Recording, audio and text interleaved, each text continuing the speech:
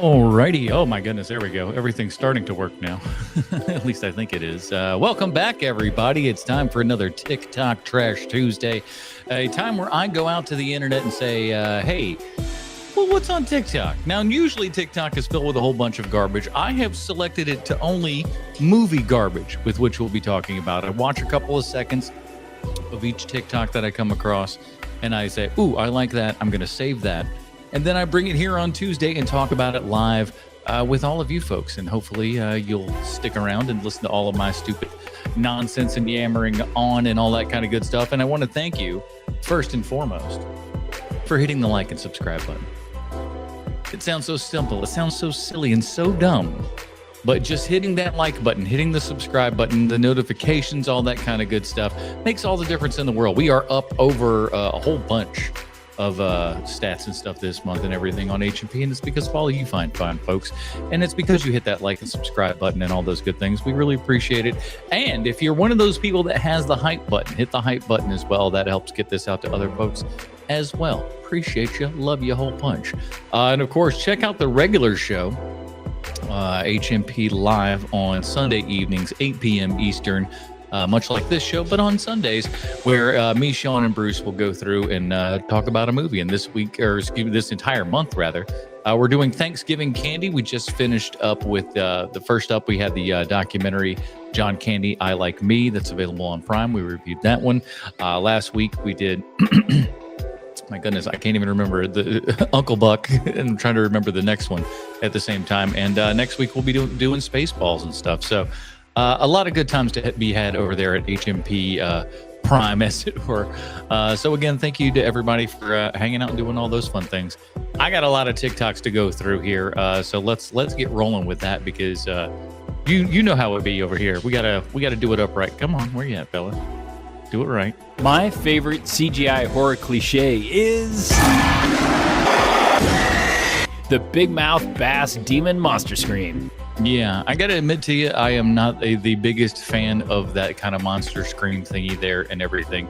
I thought it wasn't quite that, but something very similar to that. And that feels very kind of early 2000s to me and everything. The big ones that you could think of that do it is like the like iRobot and stuff like that, where they're and then like you'll see a bunch of other things here. But it's just, they were like, oh, this kind of looks cool. It kind of looks scary and stuff. And they just way overdid it. Even the dogs get one. So I'm making an all puppet monster movie with practical effects. So I had to do my own version of this with puppets. So we built custom puppets with mouths designed to open up way further.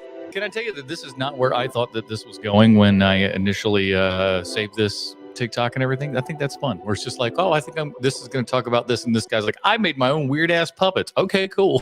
Further, but that wasn't enough, because if you look closely, the eyes change too. So how do you do an eye change effect without CGI? So I presented this to the crew. We'd make custom eyes that rolled around in the head from regular to monster. Side note, if you're into puppets, gore, and practical effects, you might want to follow me. I may want to follow him again. This was something I was just kind of thinking he was going to be talking about the CGI, mouth stuff. I didn't know this guy was, creating things. This is awesome. So Aaron knocked out these bad boys. We did some tests and it worked. When it came time to film, the mouth perfectly captured our crap CGI, but the eyes were so hard. The eyes are just too slow. Take after take, we went for it, but we just couldn't get those eyes up where they needed to be. A little bit higher with the eyes. When we finally got it, it was so awesome. Now that's a fucking tape. It's a children's show, Daniel. We can't have that in the background. That was neat. What's next? I'm Alex, and I brought Chick-fil-A to Talladega Nights Thanksgiving. This is actually, I meant to send this to Sweet Chauncey. Is my camera frozen? It shouldn't be. I seem to be moving. Am I not moving? Let me, I don't know. We'll go to studio camera. Ooh, that looks like ass. Now let's go back to the iPhone camera. That looks better. Hopefully I'm moving. Can you see what's going on? I don't want to record a whole damn thing here and then kick it back out and be like, you did nothing. Like I did nothing. I feel like I did something. All right. I'm interested in this TikTok to Sweet Chauncey. though he acts like you can't receive a TikTok and not actually have TikTok. He just goes, I don't have the app. And I go, I understand you don't have the app, but you can still click the link. It'll open it up in a way. Still frozen. Son of a bitch. I don't know how to fix it then. I still see me moving here. Maybe it's a you problem. We need more than one person talking in chat for me to figure out what the hell is going on here. Can you see this guy moving his video? Can you see? I'm Reagan, and I brought Domino's Pizza to Talladega Nights Thanksgiving. I'm Jalen Soa, and we brought Chili's to Talladega Nights. We brought Chili's. Tell me if you can see and hear this the video that I'm playing. If you can hear that. None of this should happen on a wired connection, people. I don't know what's going on with the internet, so I tell you. Broken. It's broken. The TikTok you play are perfect. Well, what can I say? StreamYard, baby. How about now? Let full screen. Let's go away from me, back to me, here, back over. None of it. It all kind of looks paused to you, huh? I think maybe you're broken. You ever think it might be you? But if everything else works, I don't know what to say. Maybe is it at least? Can I ask this? Is it at least a flattering picture? Do I look normal? Do I look like, or do I look like, you know? Is it like mid-blink kind of crackhead stuff? The pictures that I would actually purposely take when I was in college and stuff, there would be parties, and this was still in the era of, you know, we were taking film pictures and whatnot, and they'd show up with the camera and everything. You'd take all these pictures and stuff, and for whatever reason, for whatever reason, I would just always like make myself look far more drunk than I actually was. It was just like I would, and people would look back and they'd go like, "Look at how wasted you are," and I go, "I was making a face. I was like, this was me playing into it, and like, not to say that I didn't, you know, tie a few on. I most certainly did, but I don't know." Anyways, so I still look maybe just blurry. All right, well, at least I'm moving. At least something's going on here. Maybe the internet will pick back up. Maybe that seems to be my problem. We'll find out. Thanksgiving. Ride the Dente. I'm Chief, and I brought Zaxby's to the Talladega Nights Thanksgiving. I'm R. Kelly, and I brought Taco Bell to Talladega Nights Did he say his name is R. Kelly? Thanksgiving. I'm ZB, and I brought Little Caesars to Talladega. I'm Woodby, and I brought Papa John's to the Talladega Nights Yeah, you screwed it up, Tim. Let's give him a second take. Thanksgiving. I'm Kieran, and I brought McDonald's to the Talladega Nights thing. Could you imagine a worse fast food to be bringing to a party than McDonald's? Like, there are certain restaurant cuisines, if you will, and I think we're using the word cuisine very loosely here. But I think there is a certain amount of fast food out there that the second you get it, the moment that it is in your hot hands, it better be going into your mouth, because the window of edibility shrinking ever so quickly with those things. A McDonald's French fry after about 3.5 minutes. Do you even want that anymore? I submit perhaps not. Thanksgiving. Dear Lord, baby Jesus, or as our brothers to the south call you, Jesus, we thank you so much for this bountiful harvest. Here's the problem, though. This is how British people think every American meal is. They're just like, this is what the Americans eat. Meanwhile, these buttholes are eating blood pudding and beans. Dominoes. Peter Jackson was in talks to direct Nightmare on Elm Street 6, where he would have made Freddy Krueger the victim. Could you imagine? Could you imagine Peter Jackson in this time frame getting a hold of Nightmare on Elm Street? I watched a little bit of this video, and I was already intrigued, and that's why I wanted to bring it to you guys and stuff as well, because I was unaware of this fact. But this is pretty cool. Late 80s, after his splatter comedy Bad Taste became a sensation. Which, by the way, watch Bad Taste. It isn't Bad Taste, that's for sure. It is like Peter Jackson's like early New Zealand films and stuff like that, like Brain Dead and stuff like that, where it is just a unbelievably gory and goopy and gloppy and all that kind of good stuff. I didn't like it at first because I didn't really realize what I was kind of watching and stuff. I was just like, this is awful. This is terrible. And then when you start seeing some context into things, you're just like, all right, it's a little better than I had thought. And especially for the nickel and dime that they put together for this thing, it was that predecessor then that led to Dead Alive, aka Brain Dead, which is unbelievable. Showed that to my nephew, blew his mind. He's like 11. Jackson was hired to pitch Nightmare on Elm Street 6, The Dream Lover. His idea flipped the whole The Dream Lover, sexy. franchise. Freddy wasn't scary anymore. He was washed up, a joke. Jackson's version had teens deliberately taking sleeping pills so they could enter the dream world. That's kind of a rad idea. They're just like, hey, we're gonna go screw with Freddy now because he's kind of. That's an intriguing idea. That's at least something that's out of the box and stuff like that. And that's why Nightmare, Wes Craven's New Nightmare actually works as well as it does, because it took this kind of idea that was just like, all right, this is kind of past its prime here and everything.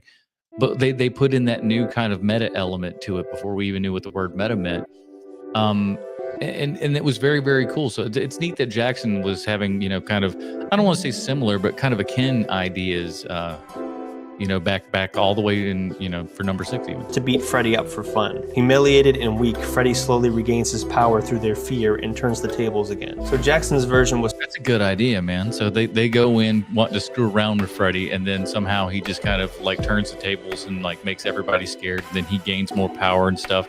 And which I thought was actually a really cool part of the Freddy versus Jason, and how, they integrated the... like the hypno, for lack of a better word, hypno pills and stuff that they gave the kids to offset dreams and stuff like that. Very, very cool. Somewhat like New Nightmare, a meta horror about fandom, burnout, and a monster that had lost its audience. Exactly. And if you could have done that in that Jackson style there and everything, that would kind of, and again, like you said, it would symbolically make him go from, if you look at part 4 and part 5, they're jokey and they're crappy, and Freddy is not scary at all in those movies. He's goofy and dumb, and he did lose that respect by that 5th one. So going into that 6th, if you had that hey, he's a joke, and then boom, we would kind of claim him and everything and turn that around, that's a great idea. I rejected the script saying it was too weird, but imagine if Jackson had made that movie. Would you? And imagine the effects in that stuff, man. Especially with the effects and stuff that he was doing around Bad Taste. If they would have given him even low budget 5th sequel money, he still would have just killed that as far as what he put out in return. You have watched Peter Jackson's Freddy comeback story? Abso-friggin-lutely, I would. Vandiver here says, I have never heard that Peter Jackson did this, nor have I. I hope it's true. I hope he just wasn't pulling, because you know how the internet is these days. They'll pull some crap out of their ass and tell you that the sun is shining when it's most assuredly not, but who knows? I like to think that that's a good, a real thing. If I choose to believe. Seriously? POV, a Judgment Movie Theater employee. Let me tell you, I've been them secretly behind the scenes. I don't tell them to your face or nothing like that. But I've come across some before in the past. Let's see what this guy's got. I think it's not supposed to be very good. I mean, if you're not very smart, then you'll probably like it. Wow, this movie's basically making no money at the box office. So, congrats. So this is what happens when you put the autist at the ticket counter. Listen, we've all thought it while giving someone a ticket, but the smart thing is you don't verbalize that stuff and spit it back out to them. You keep it in your noggin, and then get this: when they go away, you look at your fellow employees and make fun of them then. That's what adults do. You are personally paying for the studio executive's new pool. This movie is basically just ripping off Spider-Verse animation style. Oh, great, Scarlet. What I'd love to know what movie that was. Who's ripping that off? They can't even get it off the ground themselves. That movie's been delayed so many times. Your children's children are going to see Exit the Spider-Verse or whatever the fuck they're calling it. Johansson chasing dinosaurs. Girl boss. Oh, what a surprise. Another movie with Pedro Pascal. Hey, listen, not for nothing, but that theater employee is right. It's Jesus, what do we got? Yet another one here? Who he got dirt on, man? That's what I want to know. I want to know who Pedro Pascal has dirt on. Is it the mayor of Hollywood? I don't know. I hope you enjoy seeing Florence Pugh completely naked in this movie. Yes, I do. Thank you. Not that. Here's the thing, though. I think she asks. I think she like requests that to happen. Why does she need to be naked in Oppenheimer? She doesn't. Ain't no reason. Ain't no reason that it's like, it's to show the vulnerability. Shut up, dude. No. She wanted to get naked. And it was like, listen. You do not want to eat the hot dogs here. Are you guys dating? I said, are you guys dating? Pretty bad. Yo, guess what they are remaking? Gremlins! Now you young. This is bad. This is bad. I hope, I feel like there have been rumors of them remaking Gremlins and a couple other things like this over the years. It's never actually come to fruition, just like, your Back to the Futures and stuff like that. I am praying that this is not true. Praying, because you just don't need to. You know it's going to be bad. Even if they try to do a little bit of puppet, there's going to be a shitload of CGI in there. It's just what they're going to do. And what would you do at this point? Right? The first movie is actually just a great little kind of Christmas monster movie there. The sequel is a wacky brained out Looney Tunes adventure, commenting on the first movie, essentially just going, wasn't that kind of silly and stupid? This is kind of silly and stupid too. What are you going to do?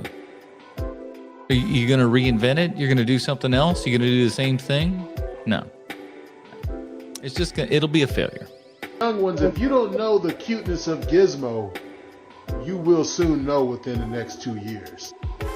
Oh man, can you imagine? They're going to be doing Gizmo. They're going to be getting Gizmo like they're going to be getting Grogu, man. Mention my boy Stripe, one of my favorite villains for my. And see, if you put in Stripe, I hate that shit too. It's called, what are you doing that's different? Nope, we're doing the same thing. We're getting Gizmo and we're getting Stripe. And if you call them Gizmo and Stripe, it's again, what are we doing? If we're remaking the same film, why don't we just re-release the film? Make it so people can't go and stream it wherever they want. Make it so you can only buy it on Blu-ray or 4K or something like that. Restrict everything else, and then open it up in a movie theater and just go hey, for this anniversary, we're going to be re-releasing this. Make a big stink out of it. But don't pull this bull crap where we're just wasting money making a new thing just because it's an IP that you own. That's terrible and lazy. Childhood, love them. So yeah, I'm super excited to see one of my favorite childhood. Why? You're the type of person that this is bad for, dude. This is not good. The movies come back, especially since it's a dark comedy horror, and it's getting directed by the original director of the original Gremlins. You telling me? Listen, I just saw a thing that said, Joe Dante, where are you? The other day. So are you telling me that Joe Dante is going to direct this one? Again, that almost makes me not believe it more. I love Joe Dante. Joe Dante don't work like that these days. What they I don't and frankly, I don't think modern day studios would give Joe Dante money to do it. Nope. Did you see what Joe Dante did with Gremlins 2? Gremlins 2 was basically a middle finger. Y'all want to give him Gremlins the 3/remake or whatever? Bullshit. No.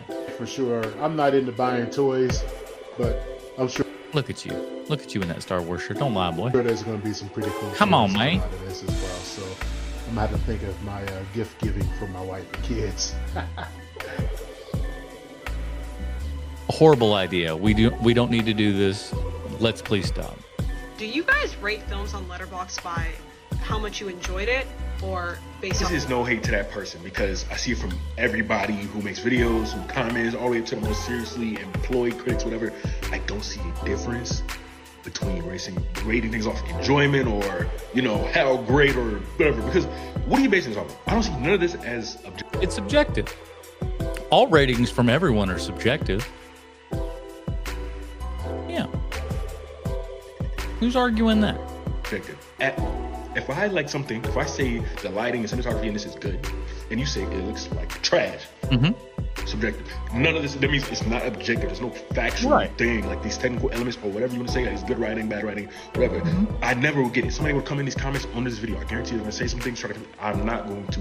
Like, none of that, right? If I say this is the best movie and you say it's not, boom, we have different opinions. Yeah. Nothing to rate off of. Because then you're rating off of just what, like, the consensus from other people of what they're saying. Because if everybody starts saying that this thing is... Why do y'all think I don't watch trailers anymore? For the most part. Like, I'll watch a teaser trailer, but for the most part, I don't want to sit down and watch a full trailer for a movie. Why? Same thing with reviews. Why don't I want to see what you think about this movie? Can't I make up my mind for myself? And that's when I hope that people like listen to my podcast and stuff and come afterwards. They've watched it themselves and go, oh, I want to see what these guys think and see if, my opinion lines up with one of their opinions. And my guess is that it very often does, because that's how we've, managed to have a show for over a decade, is that, people agree with one of us at least a couple of times. The best or worst, then this like, what are we doing? I will never get it. I will never, no.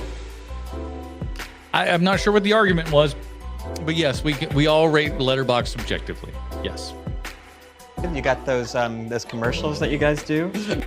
Sometimes you have to get roasted by Jesse Eisenberg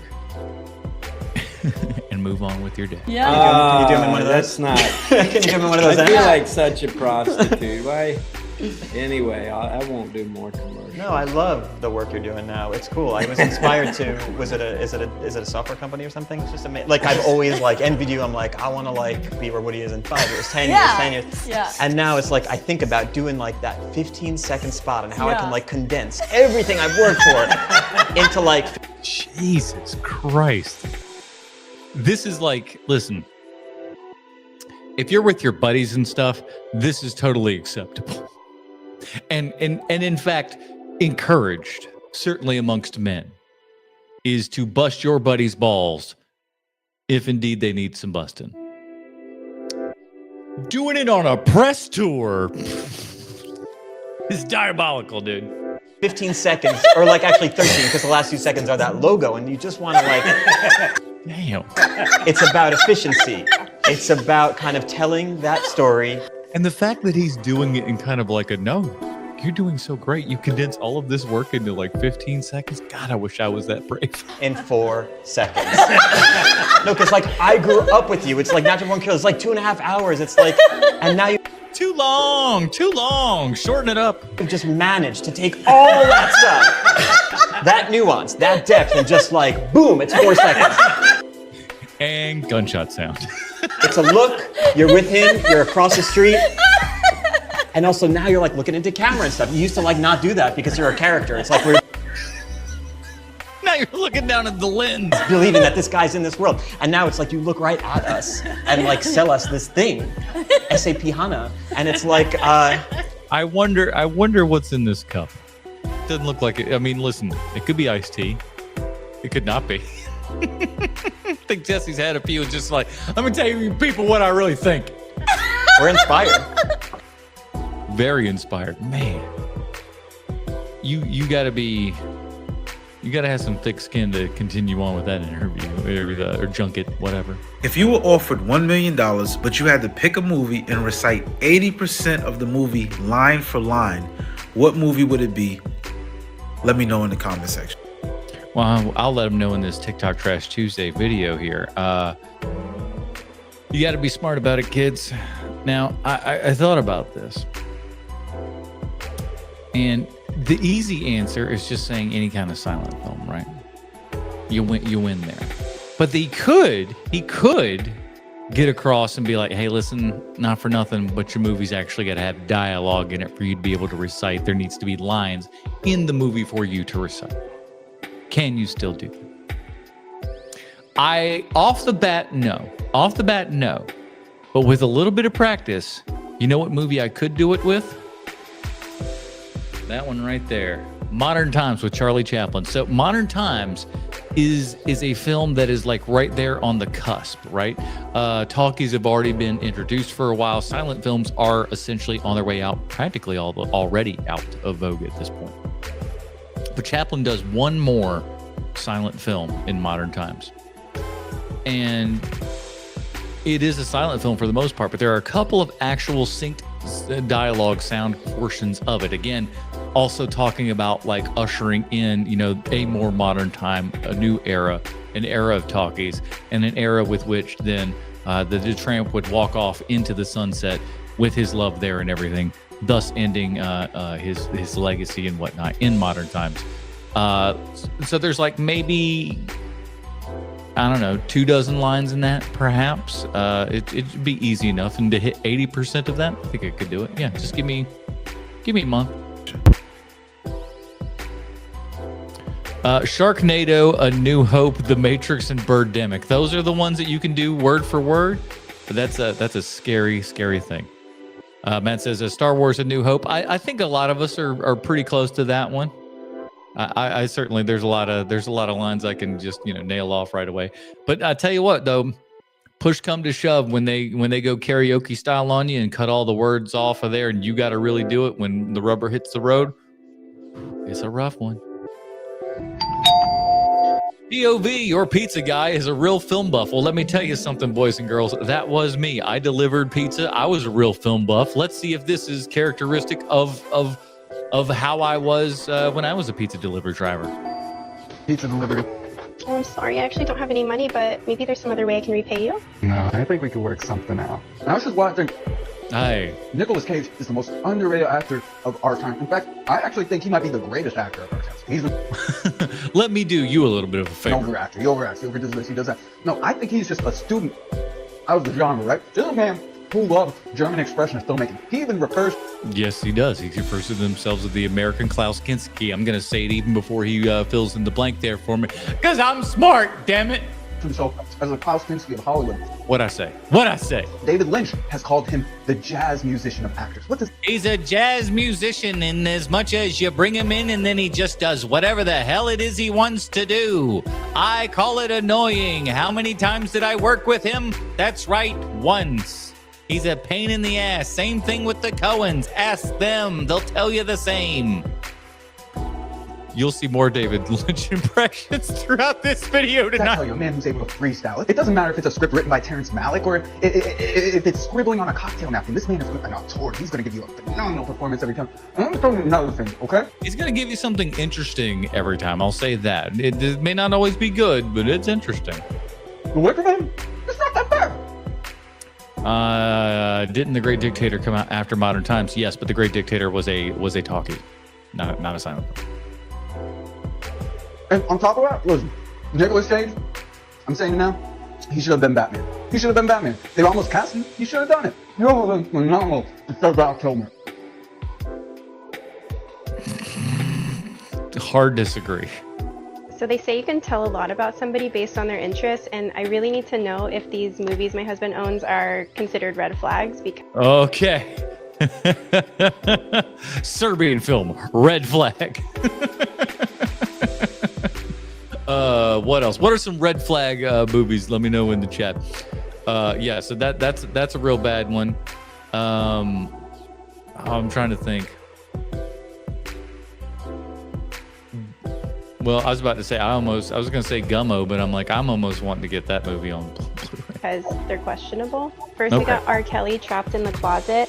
Yes, red flag. And I pulled out my gun.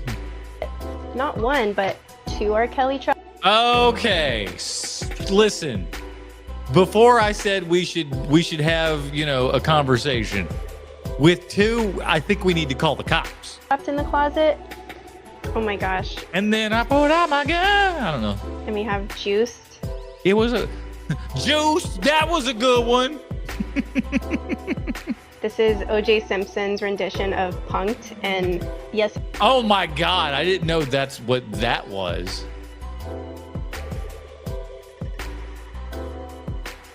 Juiced with O.J. Simpson. So is the idea that OJ goes, ah! I don't know. I've seen it. Am I happy about it? No. Is it good? Maybe. But should we own it? No. But should we own it? No. Listen, there's many a film collector out there that has that exact same problem. It's just like, hey, I've seen this. Is it good? Yes. Should we own it? Questionable. Very questionable that one should own said video in their house. Yes. I can't even say this one, so I'm just going to hold it up. Thumbs up, hose down. Who's in this? Some pimp-looking fella. I don't know. What? Why Pimps up, hose down. Why you motherfuckers bounce to this? would anyone need to own this? What is it? Have you guys seen it? Because it seems like a red flag. I don't know. That seems like a green flag. He's pimping ain't easy. And Cops, I'm just not sure why you'd need to own it on DVD. Huh, bad boy, what you want, what you want, what you gonna do? I had a buddy that who I worked with at a news station who left and went to go be a cameraman for Cops. I was like, you insane. First of all, the people that are like there for Cops and stuff, they're running like crazy. And back in this time, dude, cameras were still a good 15 pounds. So tell me, are these red flags? They ain't green flags, I'll tell you that. It's not like, ooh, this is normal. No. Wow. How did I misremember that? I guess I got to thinking that it was silent except for the final speech. Yeah, it's one of those that we all forget. Oh boy. The Criterion Effect. Oh. What about Orson Welles' The Trial? Looks a little slow. I mean, there's so many movies we haven't seen. How about something classic? Yeah, you're probably right. But what about this? Criterion Collection, Orson Welles' The Trial. Criterion, yeah. Yeah, that's a bad take to have. If it's just like, ooh, now that it's on the Criterion, I'll enjoy it. No, I had tons of these kung fu films and stuff way before then. This has got to stop. Rentals on a streaming service. I agree. Being 2 days. Oh, I don't think they need to be 2 days. I don't think they need to be on rental services at all. Stavros here. As some of you have heard on HMP proper this week, I am not the biggest of fans of this gentleman, but as far as comedy goes, I don't think he's all that funny. I don't think he's unfunny. I just don't think he's that funny. But he was on an episode of Blank Check recently and everything, and he's pretty good on that. So props to him for his good performance there. It's not a physical thing. Listen, I worked at one of the final blockbusters that existed in America, right? New releases were 2 days because they had just come out. And you could watch them as much as you wanted within those 2 days, right? You could watch the movie 5 times. However, once it's there, you're gone. And here's the thing. With most movie rentals, it's 24 hours. Once you start that thing, you're on the clock, baby. Better playing right. If it was popular, the whole wall, they'd have 10 and you'd run up to each one. Like, is it behind? Is it behind? Why the fuck now, when I'm fucking renting Jackie Brown, I get 48 hours with this movie that came... Why are you renting? Why are you renting? Why are you renting Jackie Brown? Why don't you go buy Jackie Brown? You know how many copies of Jackie Brown I got back there? 3. Technically, I would have had 4 if I wouldn't have given one of them away. Own it. Stop renting. Don't rent. That's dumb. Out in 1994 or whatever the fuck. There's no physical fucking... Is the background music still on? Fucking A. I'm sorry, guys. Thank you. Tell me earlier. I'm sorry. I can't hear it here. That's bizarre. Okay. We're good now? This dog farted so hard, dude. Oh my God, bro. Unbelievable. Whoa. Jeez Louise, man. Unbelievable coming out of you, dog. Oh.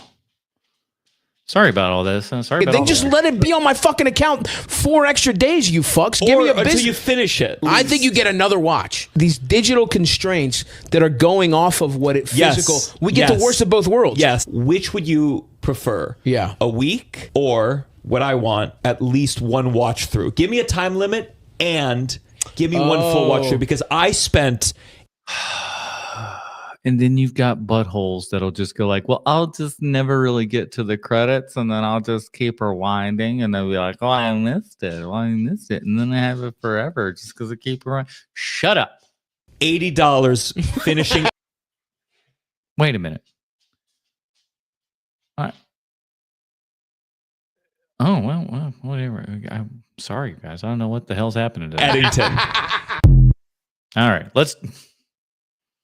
let's start again, shall we? Welcome to Half-Ass Movie. These are going to be the top 5 movies that I find in every single lot. And I'm not joking. I've actually done the numbers. I've bought a lot of lots, and these always show up with it. All right, listen, this guy goes to estate sales and stuff like that, and garage sales. It sounds like he sees a whole bunch of movies and stuff. Let's see how many of these movies that he sees that I own. Without fail. Number 5 is Transporter 2. I know I have the first Transporter on DVD.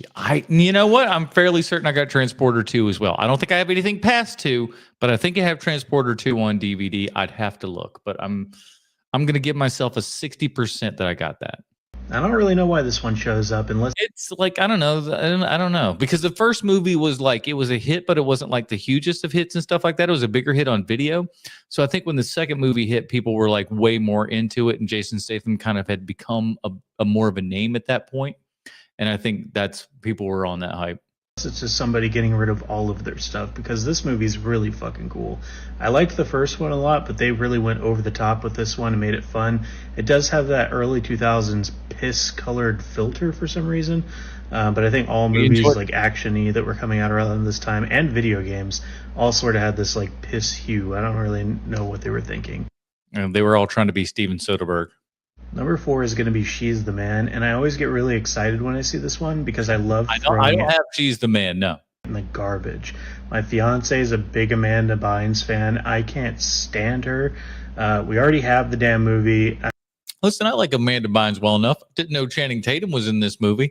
All of a sudden, I feel like I'm a little bit more intrigued. And I don't even feel like donating it. Because isn't that the one where like she dresses up as a dude stuff and there's like a football team or something along those lines? Goes straight to the garbage.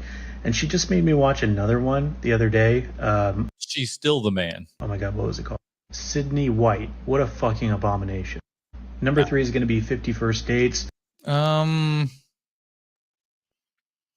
don't own 50 First Dates. My dad does. I know my dad does. That's a great movie, though.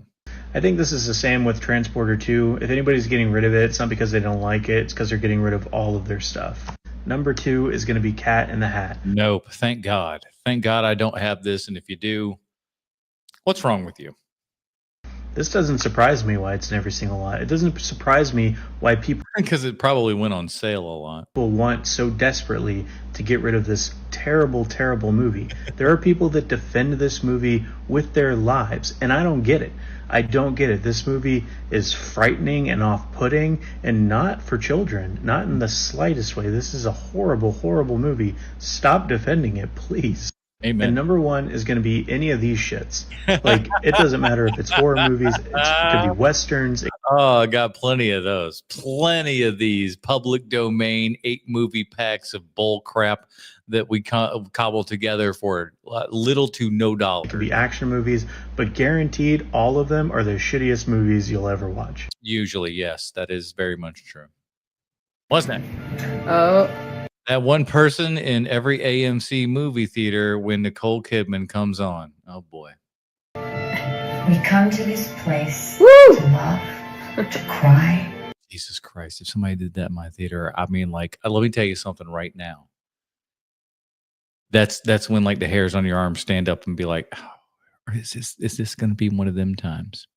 Are we going to have one of those screenings? Because I have had those screenings many a night. To care, that indescribable feeling. Bring back the original. Oh my God! Yeah, somebody's getting choked. If you're talking about that stuff right there, we're going full on assault here. And frankly, I don't know that there's any court in the land that would convict me. Dazzling images on a huge silver screen. Beautiful music. Bring back the long one. Bring back the long version. We've never been before. That's magic. Oh my god! And Nicole Kidman coming in there looking like some kind of weird ass android.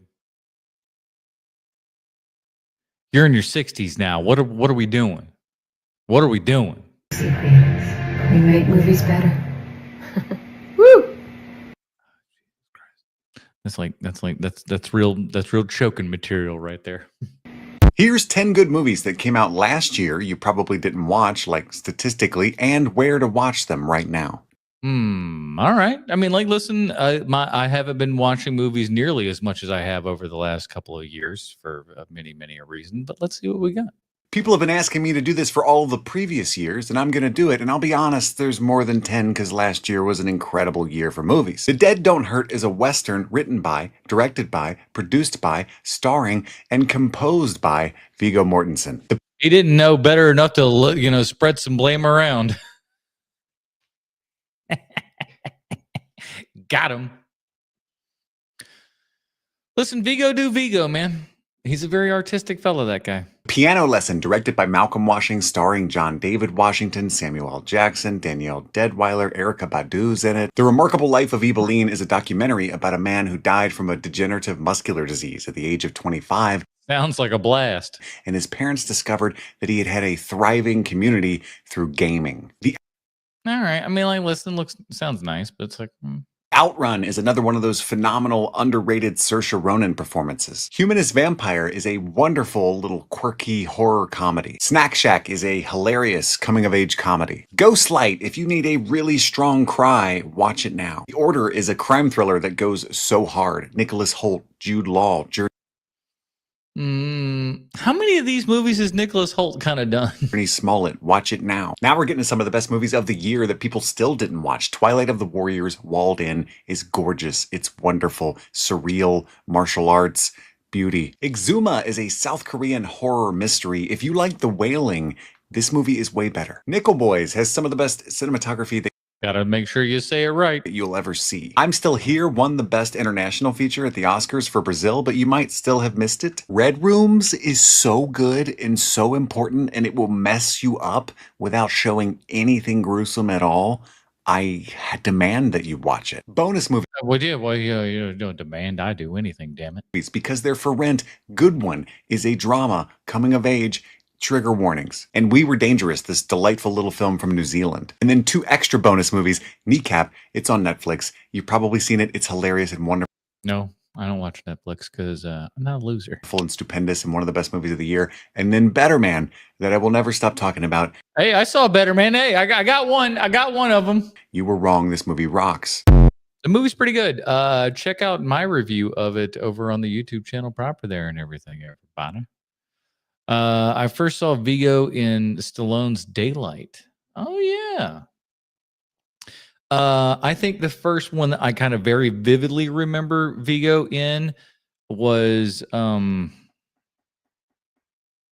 what's the one where he plays the painter and he's like thought of as a killer? I had it in my brain, but I just flipping lost it. Is there a P in there? Ah, shucks. I gotta look it up now. Hold on.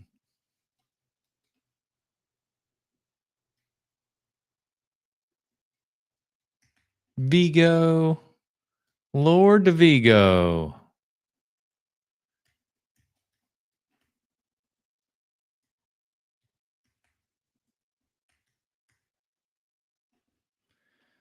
Viggo's got 2 G's, by the way, for those of you that were like going like, what's that? What's that all about?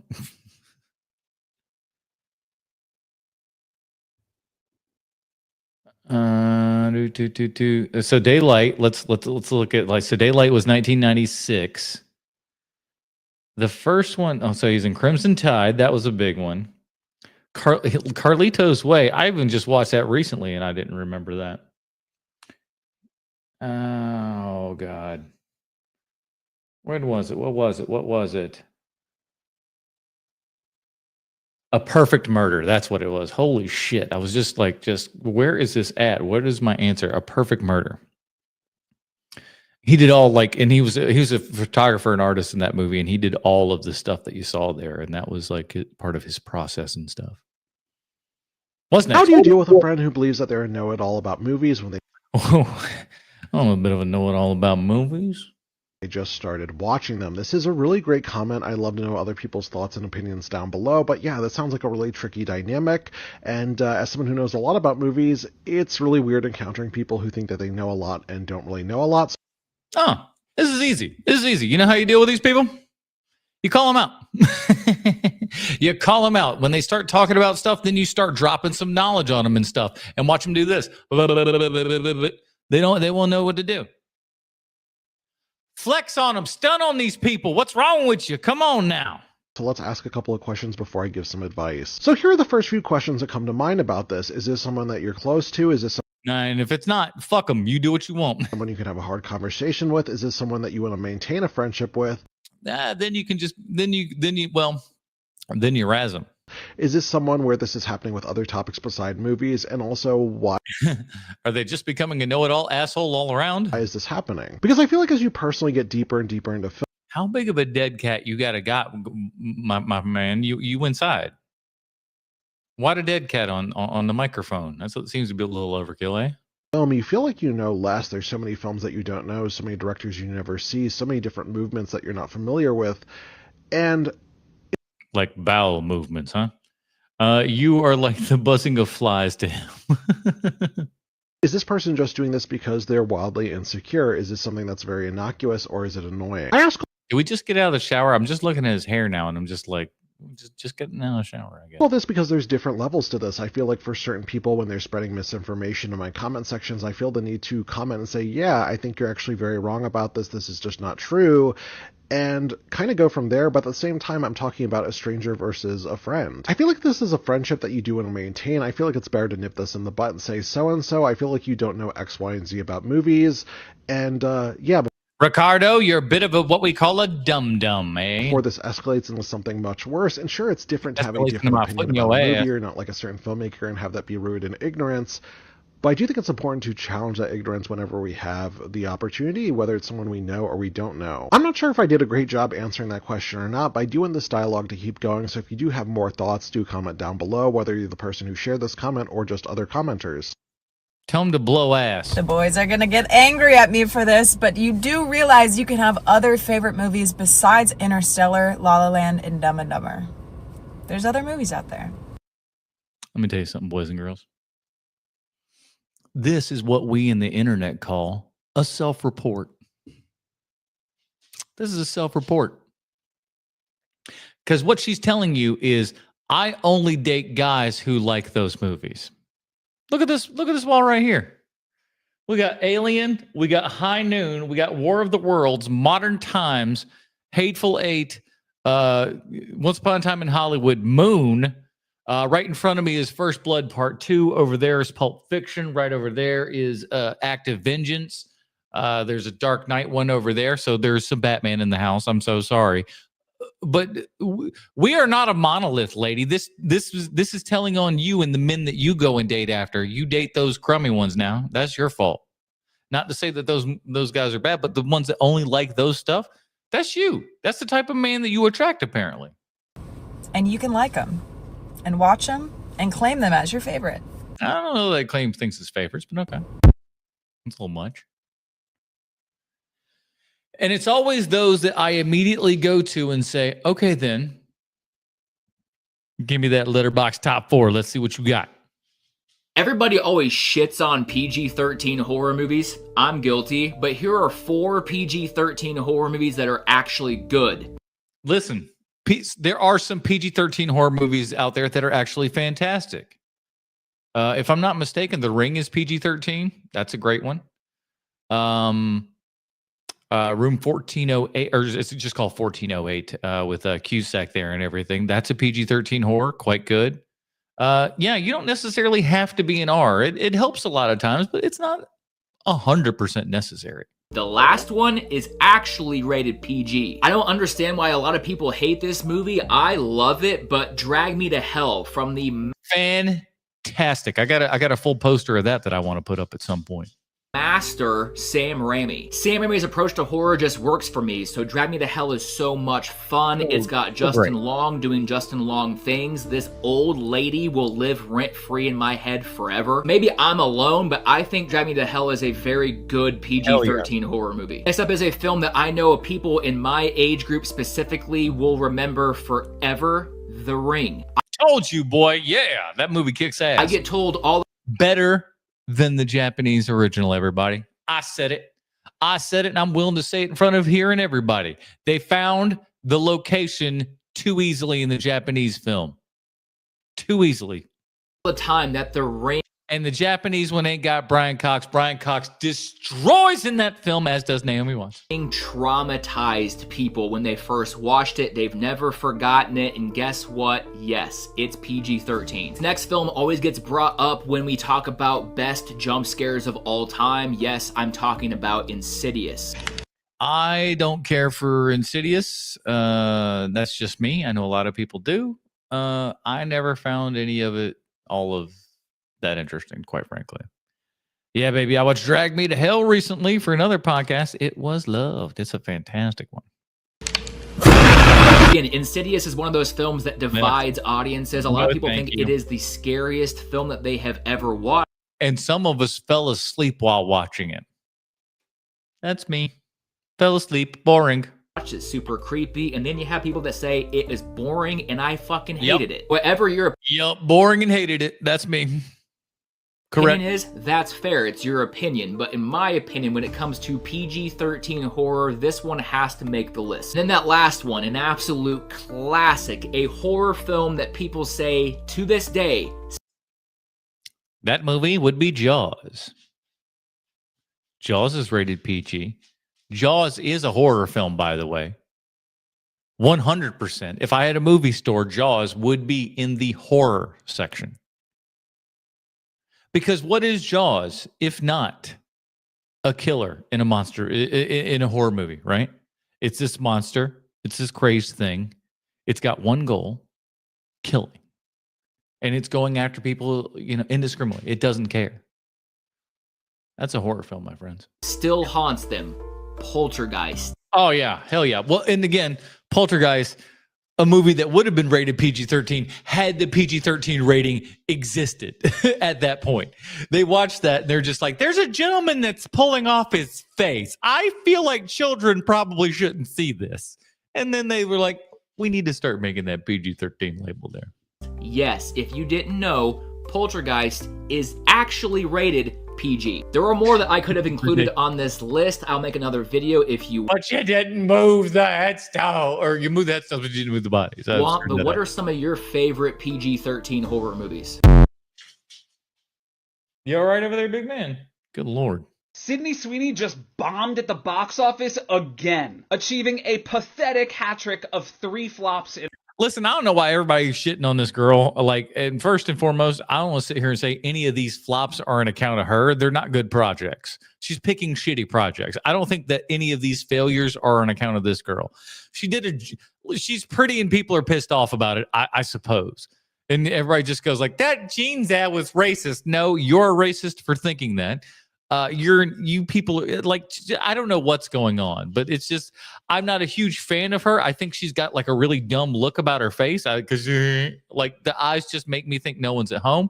But I don't feel one way or another about her, but like her bombing at the box office is not necessarily due to her. These are shit projects. Who wants to go, like, number one, when anybody said, hey, there's a Madam Web movie, guess who wants to see that? Fucking no one, bro. No one wants to see a Madam Web movie. This one about the boxing lady or she fit? I don't know what the fuck it is. Who wants to see it? Answer, no one. No one wants to see it. Tell me how many female boxers. What's the last female boxer movie that's done good? $1 Million Baby. That was like 20 years ago. It's not a subject people are interested in. You just saw the movie with The Rock. They're not interested with the fucking man doing it. You think they're going to be interested with the woman doing it? What are you, mad? Of course not. In a row. In case you're not aware, Sydney Sweeney released a new movie in 2,814 theaters this past weekend. It's called Christy, and it's a biopic about the boxing champion Christy Martin. When the movie premiered... Yeah, how many, raise the hands, how many people know the name Christy Martin and go like, ooh, I gotta go see that? You don't. You don't know who that is. And I'm not saying that there's not an audience for this, but like, come on. Why are you releasing in that many theaters? This is an independent film comparatively to what you should be doing here with it. Ugh, I don't know. At the Toronto Film Festival in September, Gold Derby claimed that Sweeney was going to be an Oscar contender. Unfortunately, that didn't motivate people to go see the film. Who gives a shit? Like, maybe her performance is really great. I haven't seen it. I wouldn't know. But like, who cares? You only move the headstones. Thank you. Madam Web might have worked if she wasn't the main character, but the plot linchpin. Yeah, if there was a Madam Web movie that surrounded Spider-Man and Madam Web was like a villain in a Spider-Man film, yeah, I'd say that would work. I would say that would work.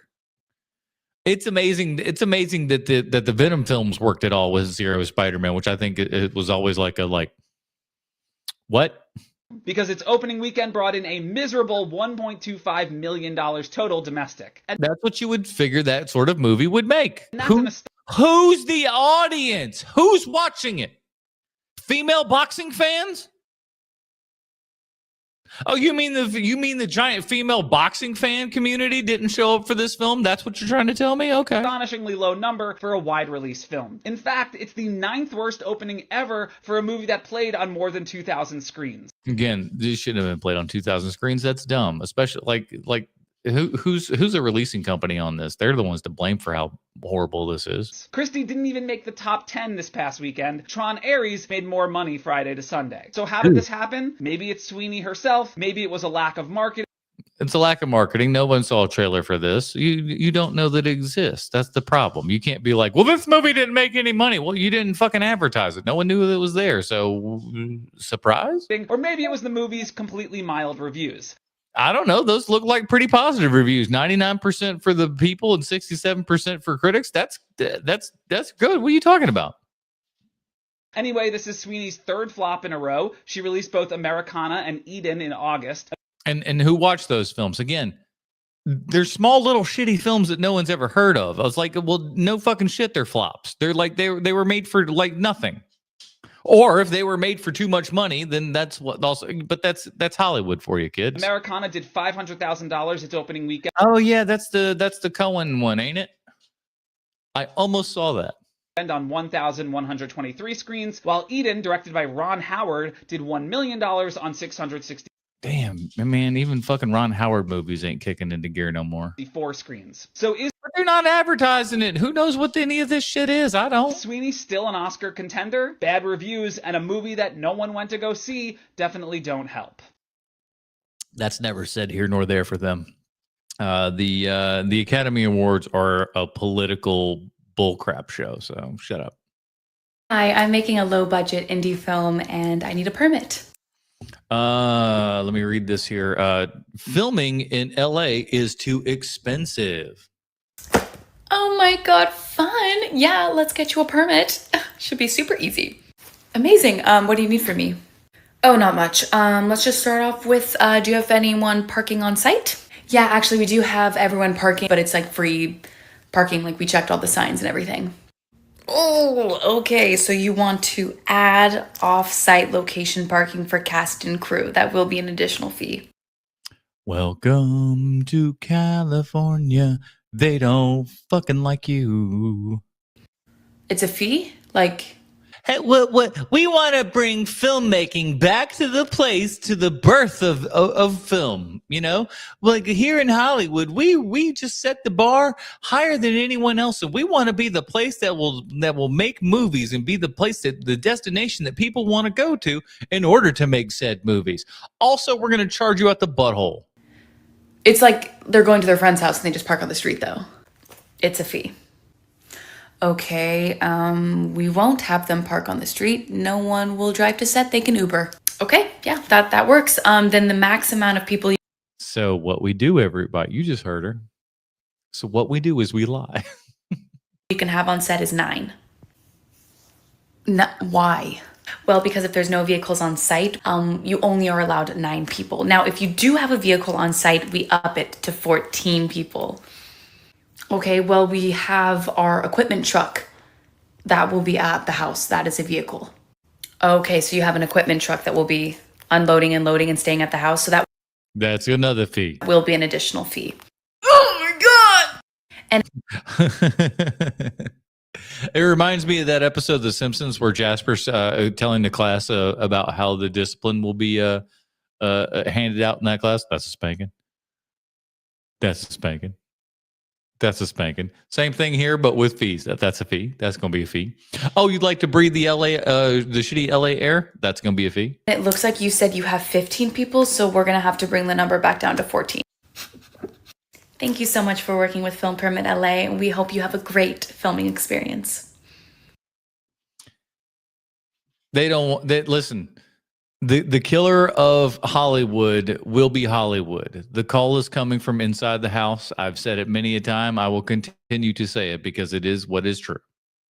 It's a sad state of affairs, but the murderer of Hollywood will be Hollywood. What are you all doing with these popcorn buckets? You don't want to know, friendo.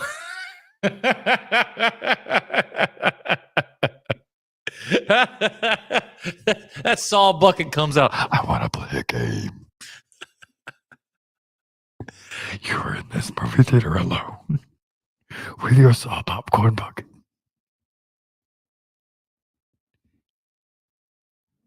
No one will ever know. What do you do? Because I think they're a colossal waste of plastic. They are. I do not think they're going to save movie theaters. No, I'm not subbing anybody that I personally know on this app. This is just me sharing my opinion. I think they're just another form of hyper-consumerism. I think the people collecting... Welcome to the world, my friend. Listen, we should stop this, but I've always said that they need things that they can sell at theaters and stuff like that, but I think they need to do it more in the realm of lobby cards and stuff like that. Give me 1 second. I'm going to show you something.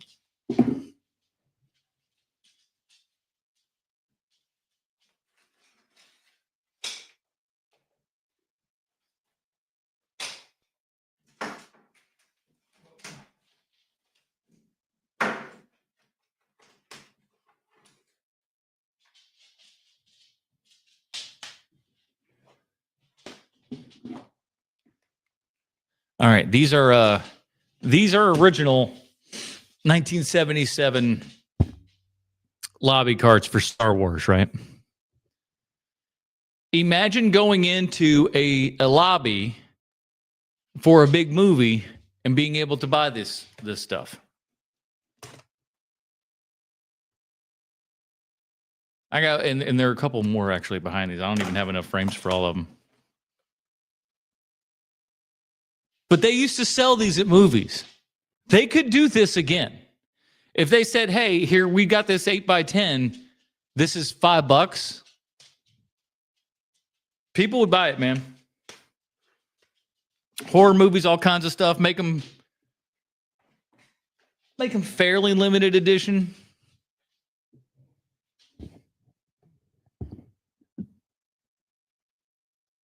Oh, boy. Well, here's the thing. Maybe I'll put out like a full, better edit of this video once everything's there. I'm sorry, everything's kind of crappy on you tonight, guys. I guess old StreamYard's having a bit of a heart attack. These are whales. There's people who are collecting dozens and dozens and dozens. And that's fine if that's your collectible. I collect Blu-rays. I have over 2,300. My spouse collects things too. And sure, some of these buckets are fun. They're creative. Even if they look very conventional, the Taylor Swift Eras Tour bucket looks great. Fantastic. I'm not a Swiftie. I'm not a fan. That's okay. But the bucket... listen, there's a lot of suspicious things he just said in all these sentences right there. And this, I'm not Swiftie, if that's what you're thinking. I might know all the things to all the things, but that's not necessarily.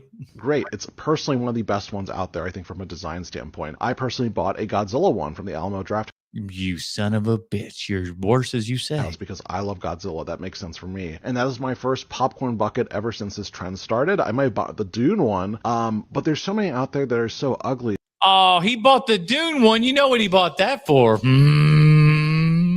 So gaudy. They're meant to generate all this conversation online through being... Okay. I do like the Superman with the popcorn thing. That's that's like that he's eating into it and stuff like that. That's kind of fun. Being a meme through existing and that kind of the interspace. Oh my God, yes. I remember seeing all of these. The webs, and then nobody buys them. And they don't. They just sit there and like, and you walk in and like you'll see. I wanted to do a whole YouTube video. Actually, I think I did do a whole YouTube video on this, but the mic didn't connect, and so I was just like, "Fuck this! I'm not doing it anymore."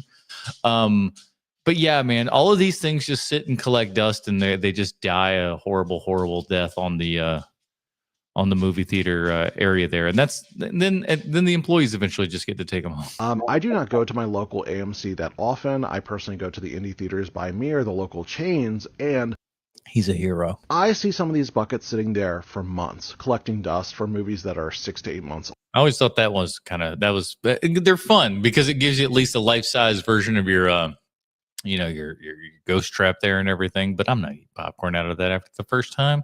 Look at that plastic, and it's going to get all gunky and buttery and gross. Old, and they're still going for, I don't know, $30 to $40. I don't know how much they cost. They're not going to sell. They're not going to sell. If they didn't sell when the movie came out the first 2 weekends, it's not going to sell. It's a waste of plastic. It's a temporary meme. And even then, some of them are just not that good, either from a design standpoint or the memeage of it. Just a waste of plastic on a planet that is already dying. Sticking your wiener in the dune hole. What is it? Haley Steinfeld checking out her first role in True Grit. Tell me you're a man with true grit. Oh, Lord, I thought that would have been the one. What do you want, girl? Speak up at supper time. Let me do this. No shot. Oh, man. I don't know. I want a clue, but I don't know. Your makings are too dry.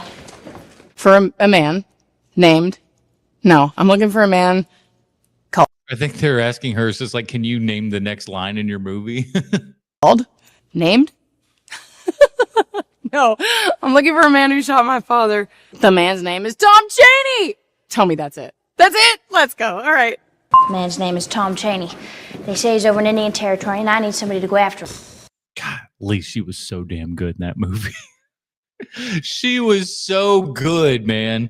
It was one of those things that, like, you knew right there when you saw her, and that was just like, oh my God, who is this little girl? She is amazing, and she's done amazing stuff since. She's been so great. I'm so happy she's an up and she's one of our actors today. I don't even say up and coming. She there. Man, that was the first script I had ever read that I had a lot of lines, because it was all I knew. And so taking that on felt like that's what you do. This is it. And now if I read that script now, I'd be like, I'm going to need a minute. They all in their own way at some point said to me, have a good time, trust yourself, and don't take it too seriously. Because the minute you start doing that, the minute you're not having fun, you're not in the right place. They were the most incredible castmates. They became family, and I'm just so lucky to have had the experience. And here's the thing, dude, especially with those guys, because they're having to share the screen, and it's her movie at the end of the day. But she's so good that, like, I know that those dudes are just like, hey, we're just going to look fantastic standing next to this girl. Because this, like, most people are going to be looking at her because it's like, oh, this little girl is acting her ass off around guys that we know are like film veterans forever, who we all love. So good. I love seeing kid actors and that I thought were good all grown up. Elle Fanning is great in the new Predator Badlands. Yeah, Elle, like the Fanning girls are fantastic and stuff like that. Just seeing them kind of, grow as actors and everything as well. It's just one of those. Both the Fanning girls, when you see them young, it's just like, damn. When Dakota was in Man on Fire, I was just like, brother, what are you even talking about? How is a child doing this? That I had on my first movie, because that shapes you and how you feel about what you're doing and where you want to go with what your career. And I was so inspired and fulfilled after that movie that I'm just so grateful. People often don't talk about her uncle being Jake Steinfeld from Body by Jake. They make out like she's like has zero Hollywood connection. I'm like, she has some Hollywood connections. That's not, Okay, let me read this because apparently he's just going to be holding his face here. The movies suck. There's no creativity coming out of Hollywood at the moment. I can't remember the last new movie I saw that I was blown away by. They certainly don't make them like they used to. He's itchy. I really don't think it's possible for me to articulate how tired I am of hearing this. I saw this tweet that reported that the I saw this tweet. He went into Reddit voice right there. Did you hear that? I saw this tweet and I thought to myself, watch your butt, buddy. The U.S. box office had its worst October in 27 years. Ain't no horror films out, bro. In terms of the gross that was brought in during the month. Some might say it was gross. Got him. And then this guy comes in and says, the movies suck. There's no creativity coming out of Hollywood at the moment. Yes. Yes. Now, that is not to say that there aren't good movies out there. That's not to say that there aren't good movies made. But how many of those movies are Hollywood-made movies? That's the question you have to ask yourself. And the other question I'm asking myself as well is, why is this dog still farting? I can't remember the last new movie I saw that I was blown away by. They certainly don't make them like they used to. I hear this all the time now, and the thing that I have noticed the most from the people who say this sort of thing, they watch maybe 1 or 2 new movies a year. Now, listen, I very much agree with that. I found that very, very often and stuff. When people say that there aren't a lot of really good movies out there, he's correct in as much as most of the people that have those opinions do not watch a ton of movies. That's correct. But in this case, I'm willing to bet that this guy watched one new movie maybe 15, 20 years ago that he didn't like, and he uses that one movie as a means to prove his point that all new movies are terrible. I truly cannot stand when people say that there is... I truly cannot stand. Who talks like this? Again, that's Reddit talk, right? I truly cannot stand one individual with which makes comments of... no creativity when it comes to movies anymore. The people who say that sort of thing, that there's no creativity or originality, do not go out of their way to watch original stuff. They only watch franchises or sequels. Right, because that's what they're sold. And again, this all comes to part of the problem. I don't think that the problem is that they truly think that those, well, they think they don't exist because they don't know about them. And that's part of the problem. These are the people that only watch Marvel movies every year and complain that we don't get anything new. And I know film is subjective and not everybody is going to like the same movies that I like, but this is my top 10 of 2025 at the moment. Oh, wow. Sinners and Weapons, and look at this, look at this, look at this. Wow, what, like, save for Warzone. Warzone's like the one in there that I'm just kind of like, that's a little eyebrow up for me. That's surprising given the other choices here. Okay. Moment. And 8 of these 10 movies are original. Yeah. One of them is a remake of a Korean film, and the other is based off of one of the most popular characters of all time. I tried to come up with a joke, but I got nothing. That happens sometimes, everybody. But I really think people like this are beyond helping, because I don't think they want to see original movies. They just want to avoid them entirely and then have something to complain about on the internet. But when you open your mind a little bit on the internet, how dare you? More, you will realize that there are so many fantastic movies out there that people are ignoring for ridiculously arbitrary reasons. But here's the thing. He's not telling you the movies that were out in October that you should have seen. You notice that? You notice he's not coming back with any just like, oh, yeah? Well, here's all the movies in October that you should have seen, but we're not seeing them. He's not saying that. So it's just like, I'm not saying that there aren't enough. And I've said it many times on all my shows. I echo Tarantino's thing that he said all the way back, and I want to say it was 97, where he's like, I think that there's enough good stuff that comes out of Hollywood every year to justify its existence, but it's not anywhere close to what it should be. And what it certainly should be considering the history of it all. That movie's in a foreign language? No thanks, I don't feel like reading. This movie is about some guy that I've never even heard of? No, I don't want to watch that. People, trust me, people saw Parasite. There were people, no one saw Better Man, mind you, I was there. But people saw Parasite, dude. People saw a lot. I saw Parasite with a fairly packed crowd in Charlotte, so, you know. This movie is animated? No, dude, animated movies are for children. This is a children's program. What are you talking about? When I substitute elementary school kids, there was one kid who was apparently wild obsessed with K-pop Demon Hunters, so much that he demanded every gym class to be to hear at least one K-pop Demon Hunters, lest he go absolute Bakersfield chimp on everybody. That's a children's program, homie. I ain't seen it, so I can't tell you one way or the other, but no. Those are all legitimate excuses that I have heard from people when I recommend a movie to them. All I can really say at this point is I just implore people to look for the originality that you claim isn't there. He needs to watch Popeye's Revenge on Tubi. Is that on Tubi now?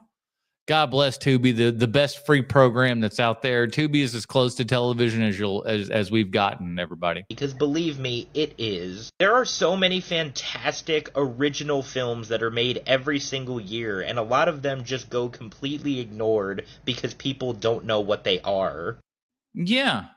Welcome to Time in Memoriam, pal. If you find an original movie that piques your interest, then please just give it a chance. Whether you like it or not is a completely different story. Because the message that this sends to these studios is that people don't want original stories because no one goes out of their way to see them. And these studios will see that sort of thing, and they will choose to not fund these original stories anymore and resort to making the things that make money. Like superhero movies and franchises and even those are starting to not make money. Sequels, and they will continue to just make those since those are the only things that people seem to be interested in. So next time you claim that there's no originality anymore, then just dig a little bit deeper, because I promise you I know more about movies than you do. That the originality is in fact there. But I'm done ranting because I truly cannot stand this mindset. But let me know what you guys think about this, and be sure to give this video a like and give me a follow for more movie content. Yeah. Too Fast, Too Furious. Homie, the second one right here. Homie, the second one. I love this guy's character. I think he's hilarious. Is this a VHS? Yeah. To me, that's the best format too. This was like this guy's demeanor and everything is like a guy that I worked with at Best Buy in the early 2000s. His name was Micah. He was a California guy, and he worked in the car stereo section and everything. And everyone would come up to him and start speaking to him in Spanish, and he'd be like, "Oh man, I'm sorry, I don't speak Spanish, man." And it was just like, he's like, "What can I say? I'm in disgrace." That guy was so awesome. But like, this was his vibe. Presented in. That's the format that it was meant to be watched in. But you know what? Part 2, do you have like another part? Because this one is the wackest one, honestly. Like Vin Diesel's not even in this one. Look at him, he's mad. Yeah, well, that's one of the beauties of it, because, the chemistry between Tyrese and Paul, it's like, it's pretty I feel like it's like, I think that's what makes it absolutely horrible. It's just like you feel like the whole movie you're just watching these two vatos look at each other, and once in a while. Look at how mad he is. He's like, I can't believe you're saying this. Go on a car race. There's so many other options. There's like literally 12 others we can choose from. But this is the best one. Oh my gosh. What is the best one? Look at the stocks. Are you crying, fool?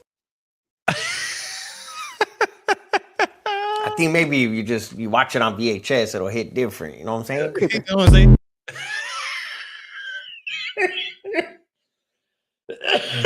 saying? Accurate.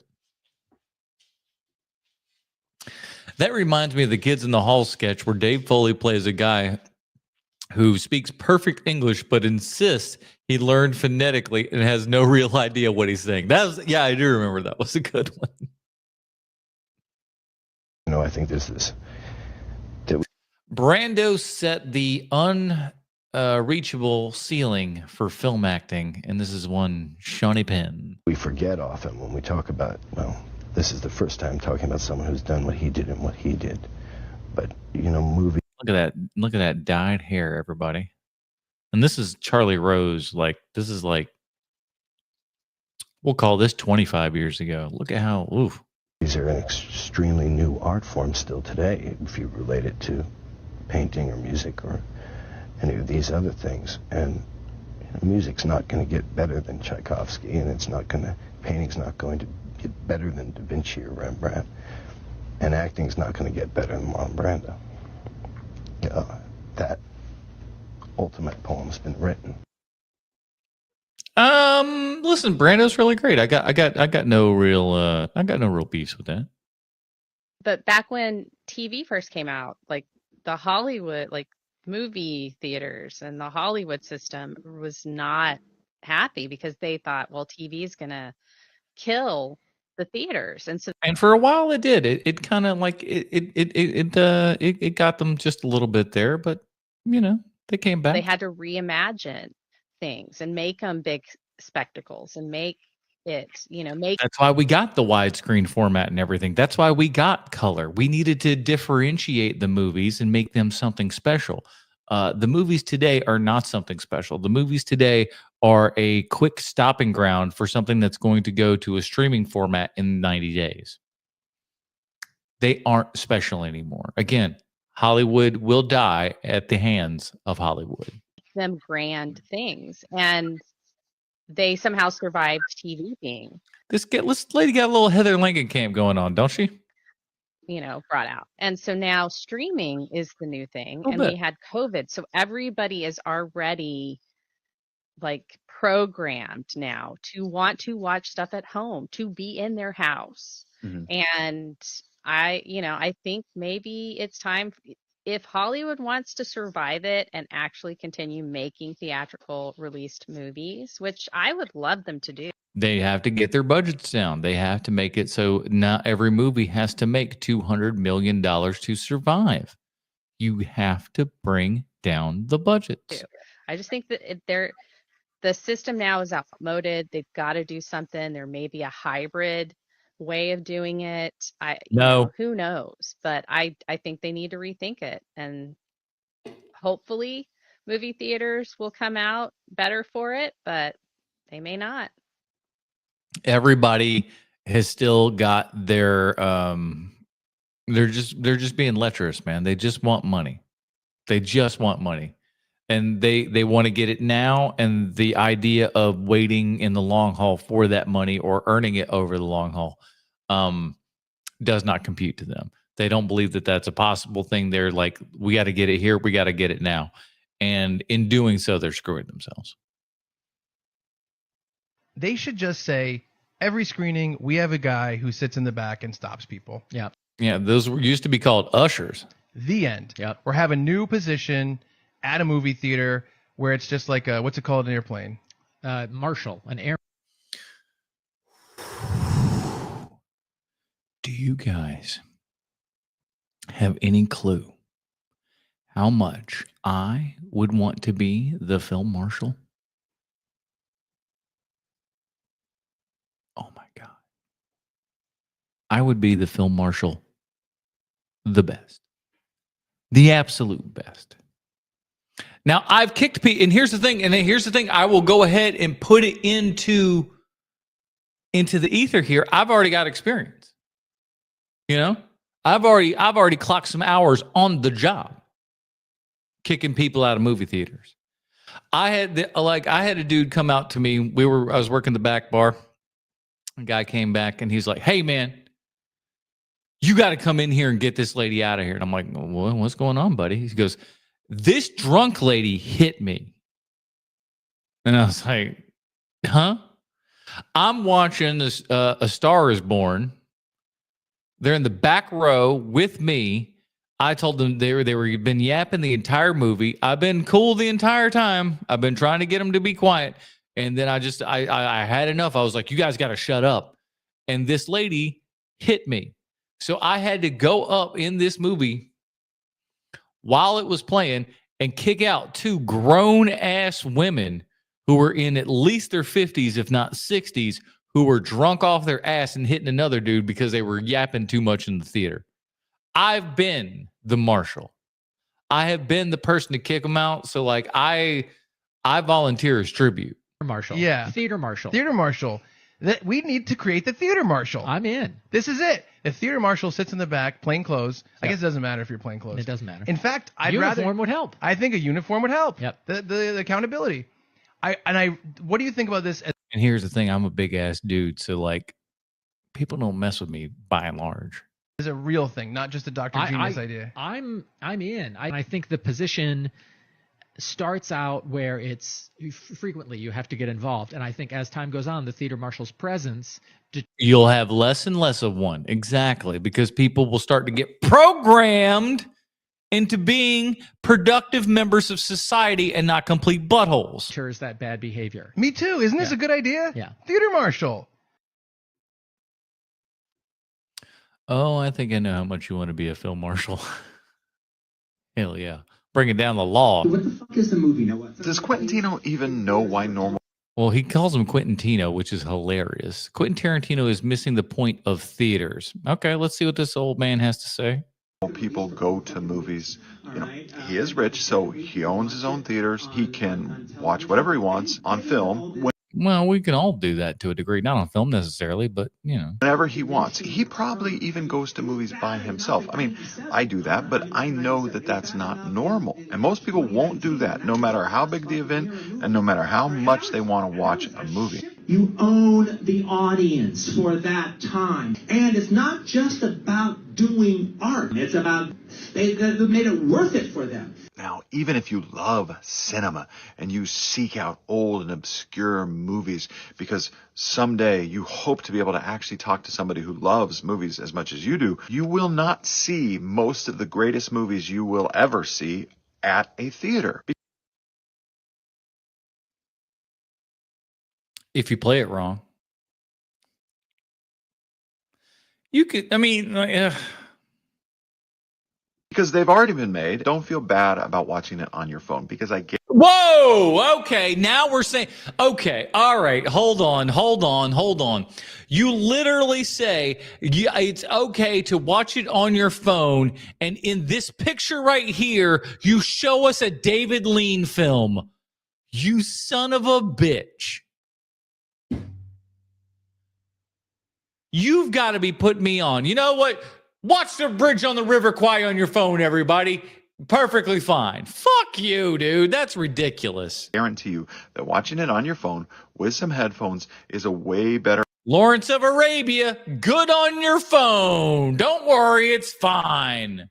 This guy's a mental case. Experience than watching on an old 25-inch TV like I had to when I was a kid. People have stopped. No one's saying that you can't.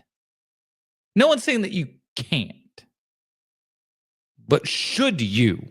No. Going to theaters because they are failing to provide the atmosphere that. I agree with that, but don't sit there and be like, well, it's the same thing. No, it is not. Most people actually care about.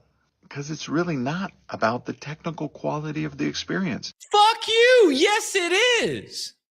It most assuredly is. I have gone into movies on two separate occasions where two separate things on the center channel, which is where all the fucking dialogue comes from, by the by.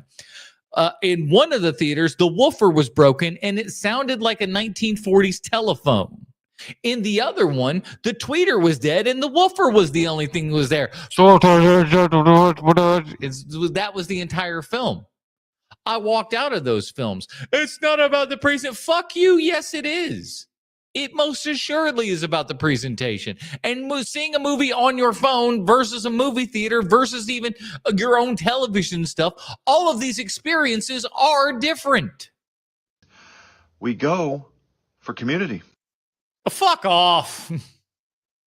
So you don't even have Tokyo Drift. You don't even have that one. Me in the Criterion Closet.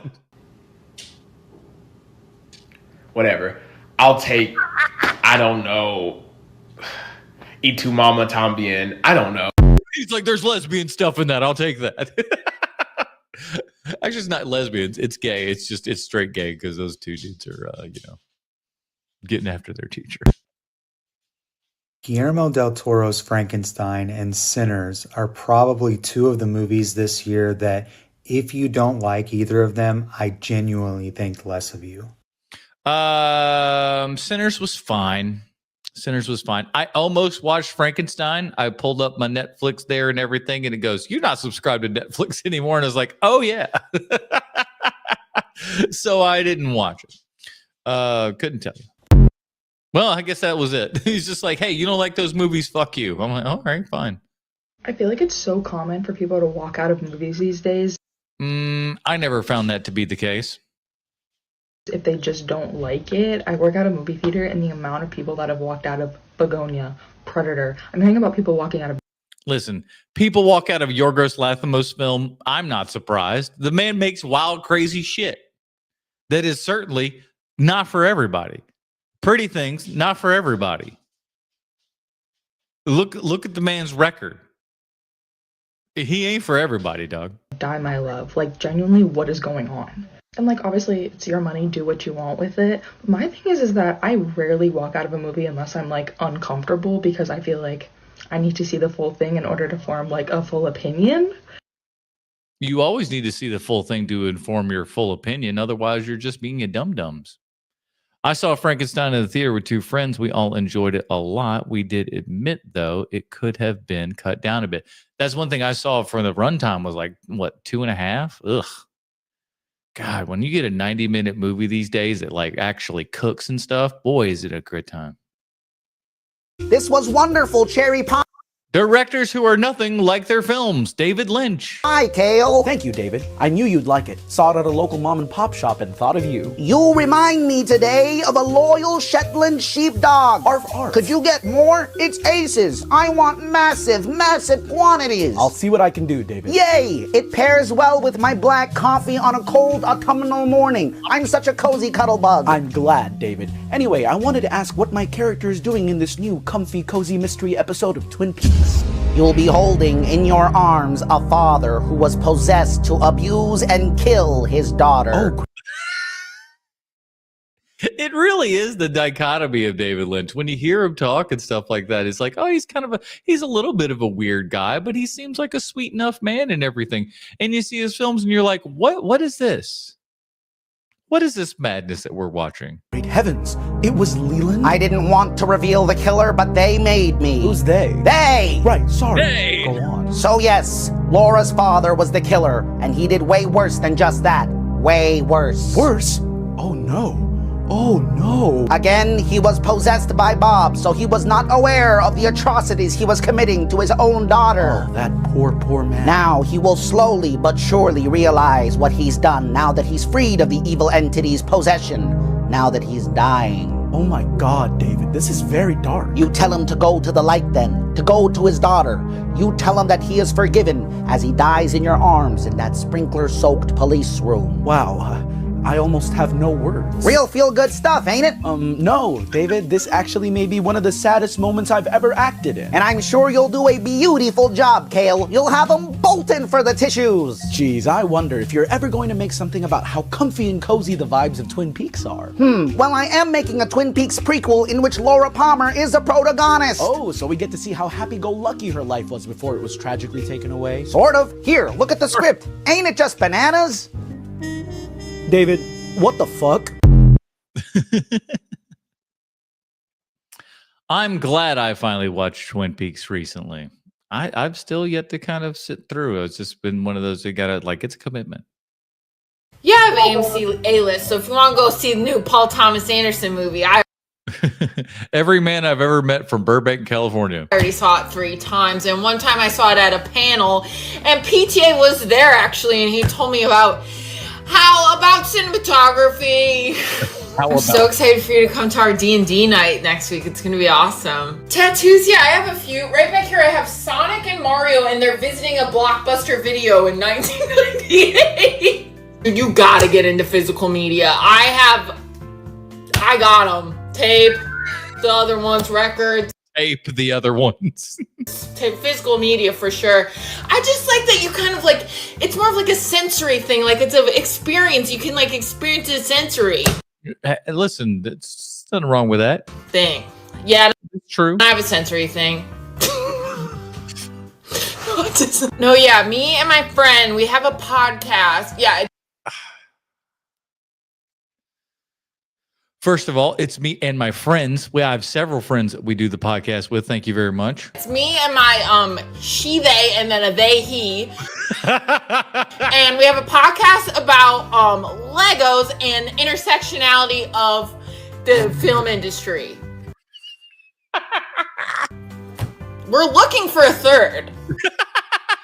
In all the ways that you're thinking. I brought this with me just to show you. Now, this I made out of Legos. It's a Game Boy. And look at that. That's really cool. It has the cartridge in there. Now, Zelda, people think Zelda is the girl, but wait, Zelda is the... Have you heard of WWE? It's good. Wrestling is good. You should check it out. And I would recommend watching a VCR. Do you have a VCR? I would recommend watching a VCR. The thing about Halloween to me is like, it's an all around the year thing to me. And if you want to come over, I could show you like the 2 or 3 skeletons I have in my closet. Metaphorically and literally. My skeleton is back in the garage back there. That's where, and I got him holding a tennis racket, so that's fun. We could go to one of my favorite restaurants in Burbank. It's like a little known place called Chipotle. Have you heard of it? I like it because it's right next to AMC Town Center 16, which is my favorite of the theaters because it has the IMAX in there and the Dolby. I had all this stuff in my closet.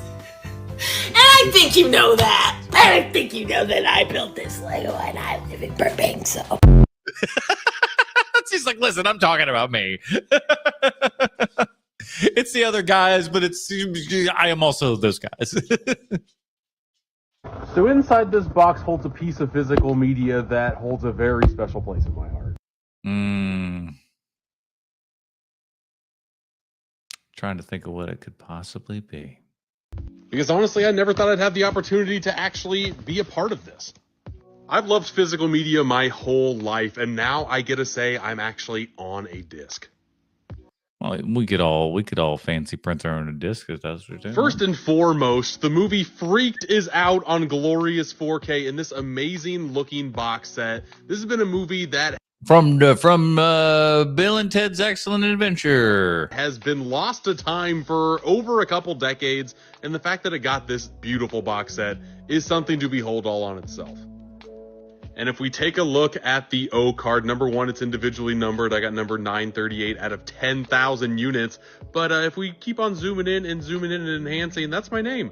Jake Boston on Freaked Cult Movies and Their Second Life on physical media, baby! Nice. One reason why I fell in love with physical media in the first place is because you get to scroll through some special features, learn as much about the movie as possible, and dig into some video essays. The fact that I made one and it came out on such a very cool release like Freaked is still blowing my mind a little bit. If you don't know anything about Freaked, it is a movie that came out in the early 90s, both written, directed, and starring Alex Winter, one half of Bill and Ted, and in fact, this person right here, that's Mr. Keanu Reeves in very hard makeup. This is also a 3-disc set, which includes a 4K and 2 individual Blu-rays.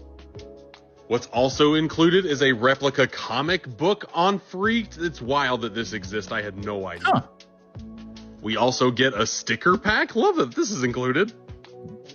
We also get the shooting script of Freaked.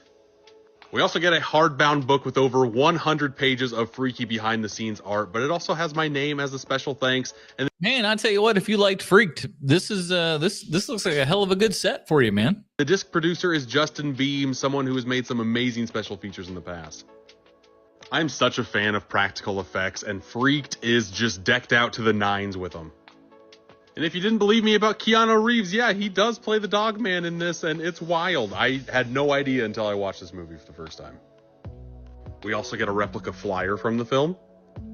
And we also get a bonus envelope, which includes a cloth poster. You don't see a lot of these nowadays, but I love that it's included in this. On top of Freaked, Umbrella also has 3 more collector's editions coming out this month, including Cecil B. Demented, which is a movie I've never seen before, It's not that great. it's not. Directed by the notorious John Waters. This movie stars Stephen Dorff, Melanie Griffith, and Michael Shannon. I cannot wait to give this movie a watch. This release also comes with a double-sided poster. Also included are 8 art cards from the film, and even though I know nothing about this movie, it's giving off some Natural Born Killers vibes, and look at that Michael Shannon shot. It certainly wanted to make you think that. And lastly, we get a 48-page booklet with a whole bunch of great visual goodies and essays. Here is a shot of all the goodies included, and it looks like this time around I got number 702 out of 1500. Next up, we have the Carl Reiner directed body swap movie All of Me, starring Steve Martin and Lily Tomlin. I've never gotten Lily Tomlin, you know what I mean? I'm a big fan of the body swap subgenre, and I have not seen this one, so I cannot wait to dig into this.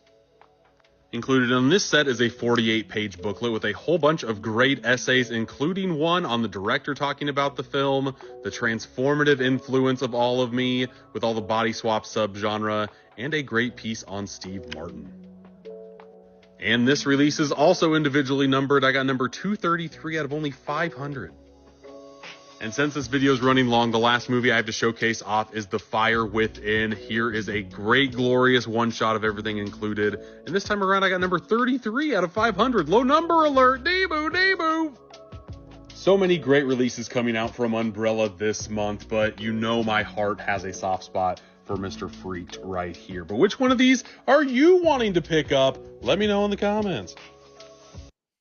Well, I think I'll have one DVD purchase in this month. Hopefully I'll do it within the next little bit here. I haven't done it yet, but I need to. But I'm going to order it online because doing it in the store would be a big giant mistake. And that's the Criterion sale for the Wes Anderson 4K box set here and everything. I will not be getting that at a Barnes & Noble store proper on account of I could almost guarantee you they've spider wrapped it and wrapped it so fucking tight that it's ruined the box. And I refuse to pay for a ruined box. I think Wes Anderson should stick Speak of the devil to doing animated films. Why should he only do animated films? I think he's lost the heart of filmmaking. I don't know that I agree with that statement, but I do agree with the statement that I have made many years ago. When I first saw a Fantastic Mr. Fox, I'd seen other Wes Anderson films previous to that and everything, but it was only upon watching Fantastic Mr. Fox that I was just like, oh, he's actually been making animated movies the entire time. He's just been doing them live action. He's been making live action animated movies. Think about it. Bottle Rocket, great film, right? Like that slice of Americana. But can't you see Bottle Rocket being an animated movie? Sure you can. Like we all can relate to those characters. Over time, it just feels like everything became like, how do I make this shot symmetrical? No, I don't know that that's necessarily. How do I make this like? It's a style that he does, but I never feel like it makes that it's distracting from the story in any way, shape, or form. Dressing the best it's ever been, but the characters keep falling flat and flat and flat. And I don't think you connect with the characters, and that's one thing to be said, but I don't think that you can sit there and say that they're flat and stuff like that. They're just maybe not what you are expecting, maybe. Flat throughout everything he ever does. He makes giant puppet shows. Let's just be real. He makes puppet shows. He gets the dopest, biggest cast ever, and he's like, hey, guess what? Y'all are all puppets now. It's an elaborate Broadway play without the like. Yeah, that's what movies do. That's what movies are. Congratulations, you figured it out. Plot of a Broadway play. So you're just seeing this. Oh, I mean, listen, not for nothing, but you're seeing in Asteroid City, you're seeing a television play about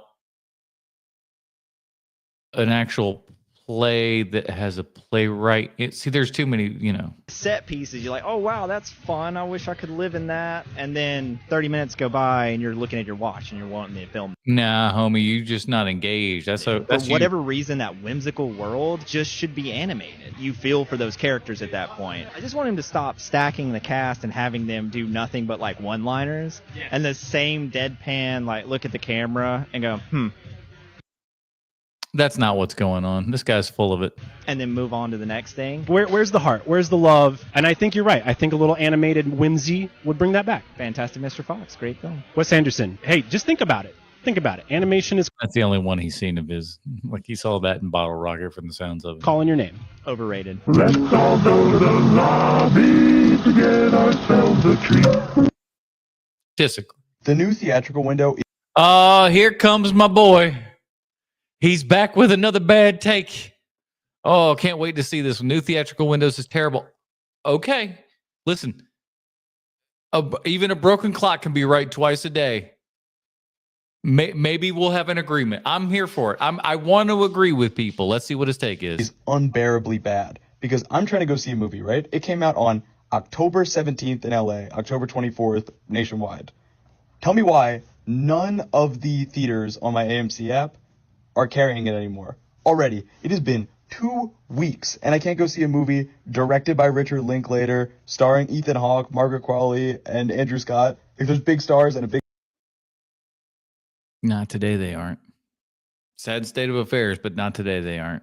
The stuff doesn't sell, and if it ain't selling directly, they kick it right out on the streets. You're never going to get a second chance to do these things. Movies can't have second lives or second wings or anything like that. That never happens. Director attached, and already it's out of theaters in 2 weeks. What the hell? Yeah, well, congratulations. You actually had a good take this time. It's ridiculous, but like at the same time, like, do you want to have an empty theater just sitting there during the day? I know I certainly hated it. You may not think so, but I think that Megalopolis pulled a fast one on us. What? I just saw Megadoc, the documentary about the making of Megalopolis, and nobody agrees with me, but something about it didn't quite sit right with me. As we all know from the press coverage, this has been a ridiculously turbulent, troubled production. Yeah. Francis Ford Coppola has lost his touch. He can't make good movies anymore. And he buys his own bullcrap. He consistent, and that's the thing, is he's going to talk a little bit here about how, like, he spent all this money and he's broke and he's selling his stuff and doing all these things again. This is not the first time. This is not the second time that this has happened. This happens a lot with Francis Ford Coppola. Just look at Hearts of Darkness alone. Like, this happens to him all the time. Coppola self-financed this thing by selling huge stake in his wine company to pay for it, and then it flopped, and then, of course, people are piling on. First things first, I like this movie. This movie... Then you must like crap, because the movie's garbage. It swings for the fences. It's so... It swings for the fences, but the problem is it's still strikes are called. You can swing for the fence, but that don't mean you're going to hit the ball. It takes such risks in a way that I genuinely, unironically, deeply admire. You admire all those things? I laughed and scoffed at those things. Some insanely silly moments, but I would take this over almost any other gigantic sequel, prequel, reboot. Look, I'm not kidding. Catherine and I are wearing our Megalopolis merch. We ironically love the thing that everybody hates. Isn't that wild and crazy? Ha ha ha ha. We love Megalopolis. Shut up. It was Halloween. We were Megalopolis fans, but guess what? It's not a costume. That's the scariest thing that's out there is Megalopolis fans. That's going to frighten you to death. We're real fans. But when I sat down to watch this documentary, which I was so looking forward to, I've been looking forward to this thing for months. After the second or third interview, I was just like, something's a little fishy here. It kind of reminded me a little of this. Dare I say, a little bit. Hey, I liked I'm Still Here. Of this. Because the interviews, they were all just like a little bit too self-deprecating. Specifically when it came to Coppola. especially when it came to people who were not great performers. This guy seemed a little bit, dare I say, coached, because he was dunking on Francis in a way that he never has before in any. I don't know. Lucas and Coppola both have chided each other quite a bit over the years, so I don't know that I necessarily disagree or agree with that. Interview. It's all admiration while at the same time laughing in ways that they were very different. Everything that happened in the late 60s or early 70s, American Zoetrope. They are great friends, lifelong friends, and Lucas admires Francis in a way that I know he wouldn't say some of the stuff in this interview, which got me thinking, are we trying to make another one of these? And are Probably. we calling on our friend here to help us make something? In many ways feels just as, I don't know what, mega Exploitative. as this. And it got me thinking about the budget, because a lot of people have been like, yo, where did this money go? And like, okay, the scope is amazing. No, it's not. It looks like ass. But there were certain things that they were doing in the documentary, like setups that they were doing, which to me looked artfully and cleverly low budget. So you know what I'm getting at here. I made a video about Herzog a while back about how I think Herzog is one of the greatest celebrities and showmen, the way that he sort of cultivates his press coverage. It's just incredible. And I cannot help but think that all of this press coverage about like Coppola having to sell his watches, his precious timepieces, to recoup from the disaster. Like, knowing Coppola, being a lifelong Coppola fan, he loves this stuff. Like, No, he doesn't. He's willing to sell everything at the drop of a hat. That's always been Francis's thing, is we will beg, borrow, and steal to be able to do the thing that we want to do. And oftentimes it pays off, and other times it most surely does not. Again, this is not Coppola's first rodeo with gambling, because he be gambling a lot. he would eat this stuff up. He would get such a kick out of people writing about him this way. Could it be a little bit cultivated? I hope so. Listen, he's going towards the end of life. I don't know. I don't know what the plan is at this point. That movie was awful. It was just masturbatory is what it was. And I really hope that the Coppola family, if they, by some miracle, see this video, they're not mad at me for poking at this theory.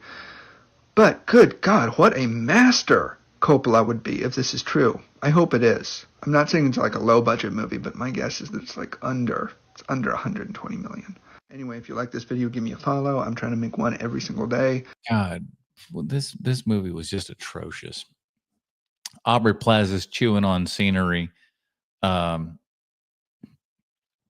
You're not really quite sure what Coppola's trying to talk about here, because like there's so many characters that are clearly him.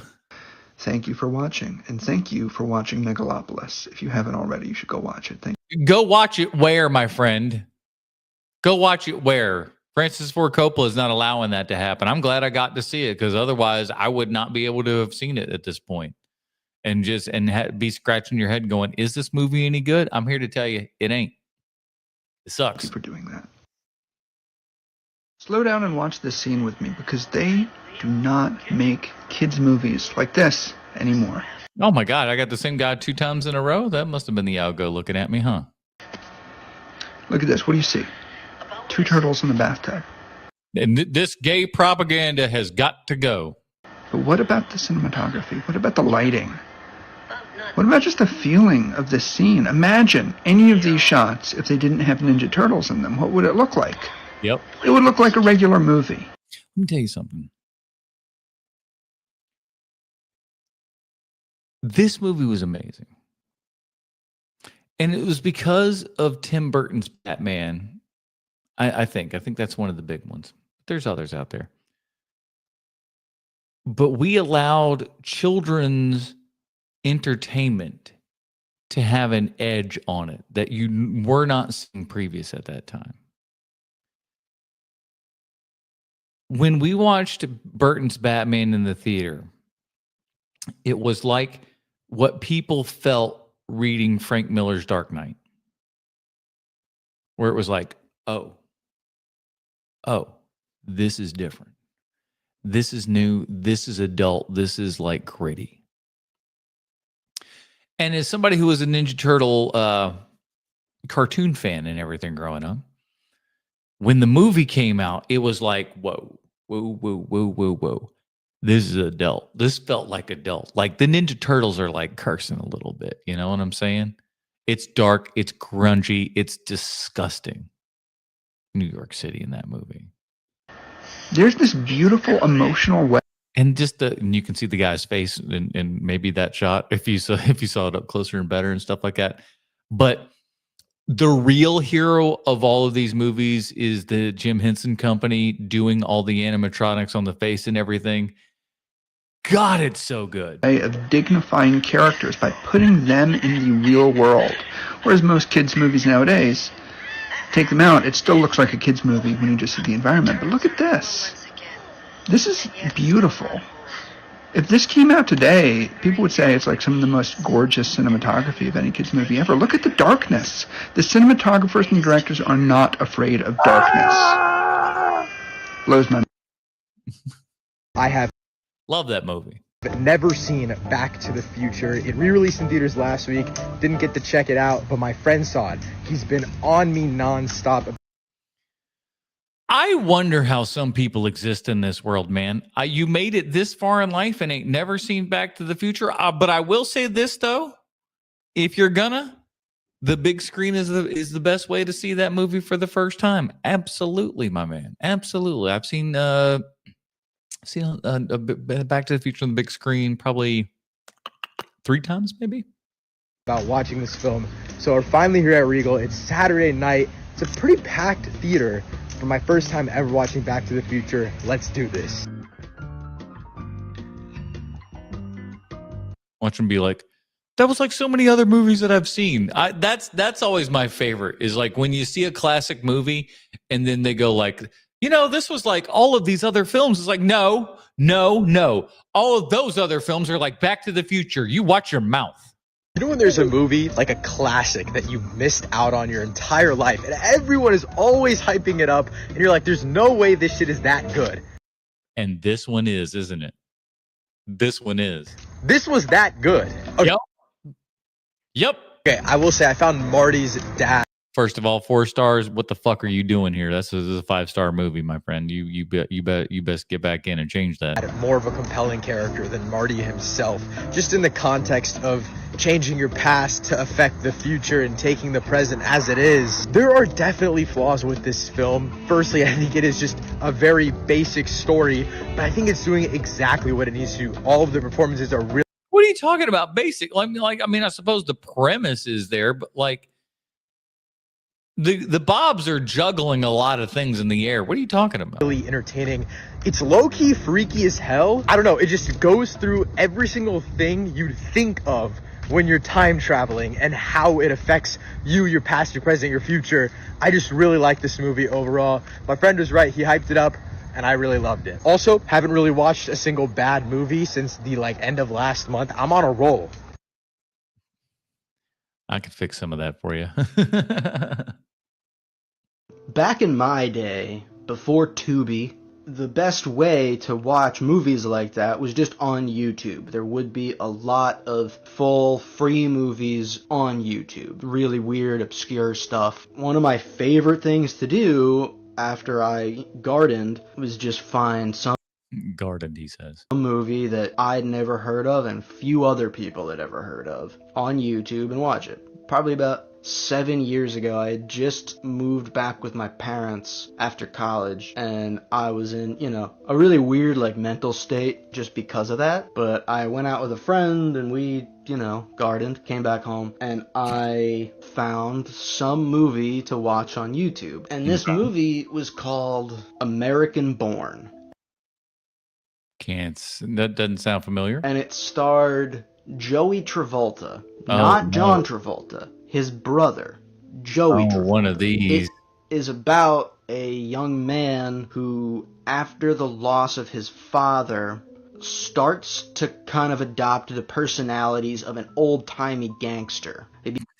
And my relative died, see? Becomes obsessed with gangster movies, and he starts to see the world as though it's an old gangster movie. While watching this, grew concerned that I had maybe slipped into a coma, and this was part of my coma dream. Because the general premise of that movie was like eerily similar to a lot of things that I was writing at the time, like a lot of interests and ideas that I had that kind of had to do with like delusions stemming.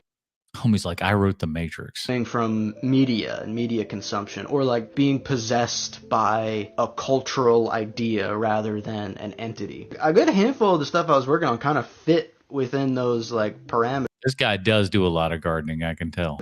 I was watching this movie, I was terrified. I was like, oh my god, there's no way that this movie could exist outside of my mind. It's too perfect. It is like the perfect movie for me. I paused it, I was like roaming around my house, went like peered in my parents' rooms to see that they were sleeping in there, and like went to go like see if my dog was around. I really was having a very hard time shaking the possibility that this was some sort of in-between state, or perhaps the afterlife. It was like meta delusion. I think I maybe knew how deluded I was, but I couldn't totally process it. I think your friends are lacing your drugs, homie.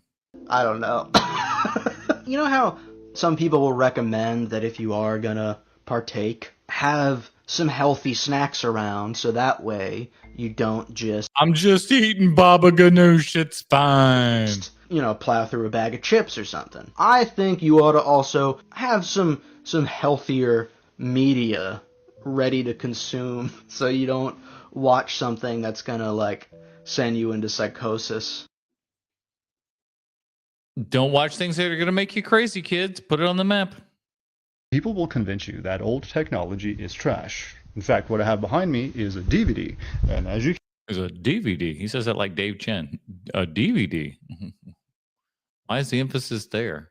can see, the quality is absolute dog water. Well, is it? See, we have two contrasting opinions in a household. Yeah. I regularly will go back and put a DVD in and be like, oof. We thought this looked good. It most assuredly does not. Looks better than a VHS. But oof.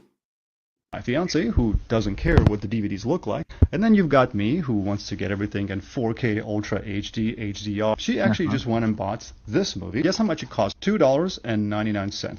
Yeah, and, you know. She's got it at Goodwill. Did I care that the quality was absolute dog water at the very beginning? I did. Did I care after watching it for... No, because it's like anything. You kind of get used to it, and then you're not even thinking about it anymore. And I'll tell you a really cool and interesting version where this happens is if you go to see an actual film print these days.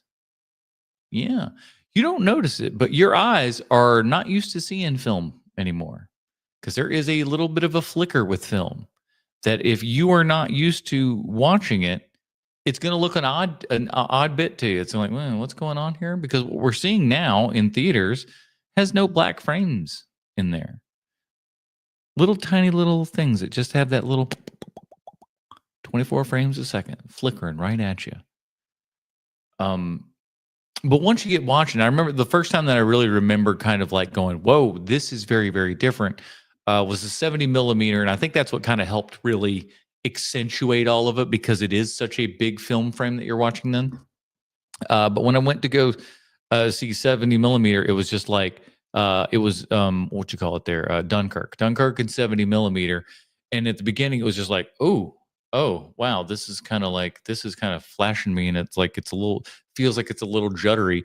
But your eyes, there's something that the human brain and eyes and stuff do where we fill in all of these gaps. The persistence of motion kind of comes into play, and then we're very adaptable to what's going on in front of us and stuff. So yeah, after a while, you won't even start noticing.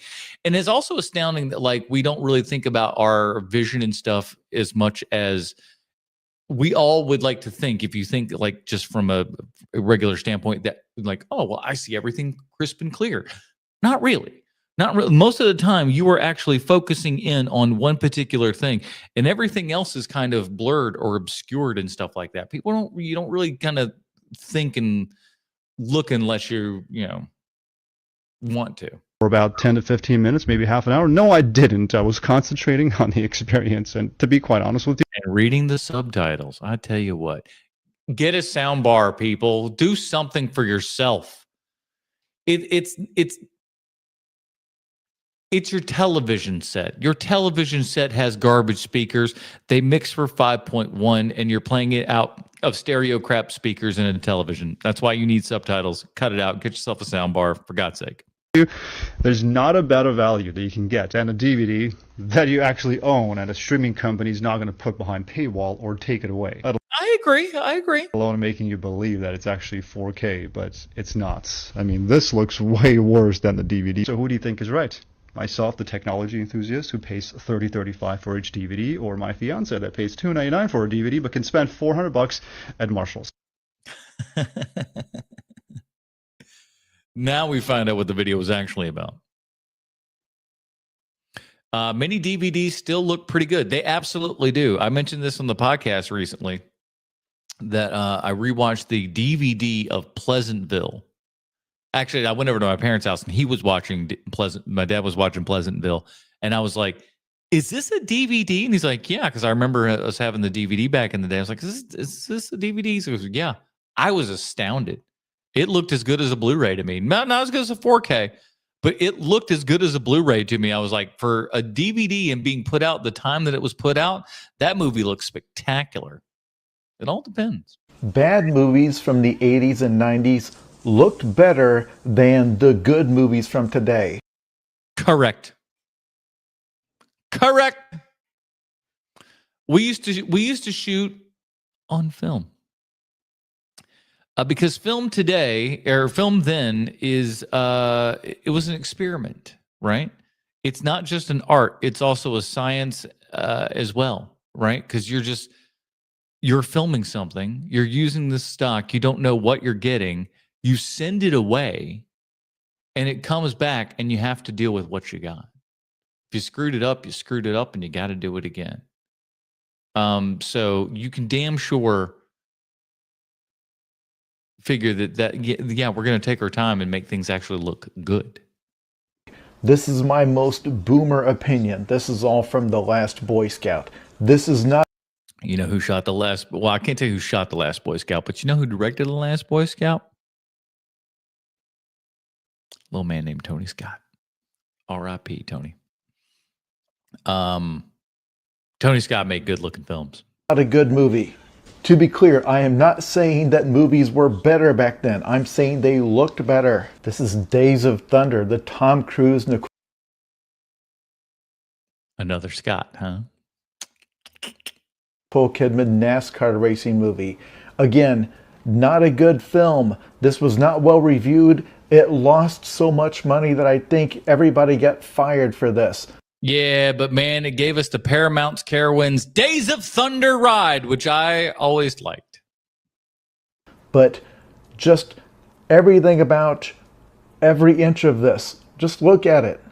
Gorgeous. Now, those of you who know something about film are already saying, Jason, this is not the 80s and 90s you're showing us. This is Tony Scott. Told you. This is specifically one guy. Well, you know. But, okay, did he take the technology with him? Here's True Romance. This is from 1993. Another Tony Scott film. Also Tony Scott, obviously. Also considered a mediocre film. Who considers True Romance a mediocre film? No, sirree, Bob. Nobody talks about it anymore. Hold on.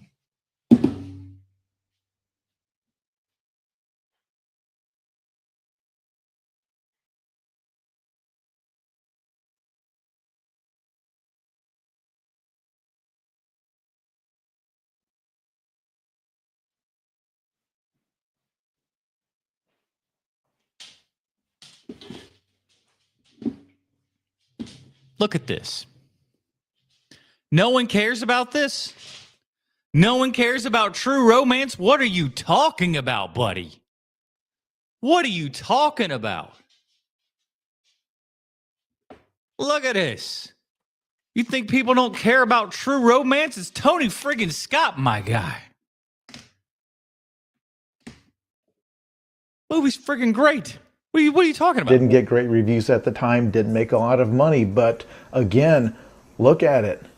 And it's not just the scenes with the explosions and the stunts and the spectacle. Just look at... And Tony got to be more Tony and like really kind of become what he always kind of wanted to be. If you look at Tony's style throughout the years and everything and the evolution of his style, once we get to like Man on Fire, again, another second Man on Fire reference this stream.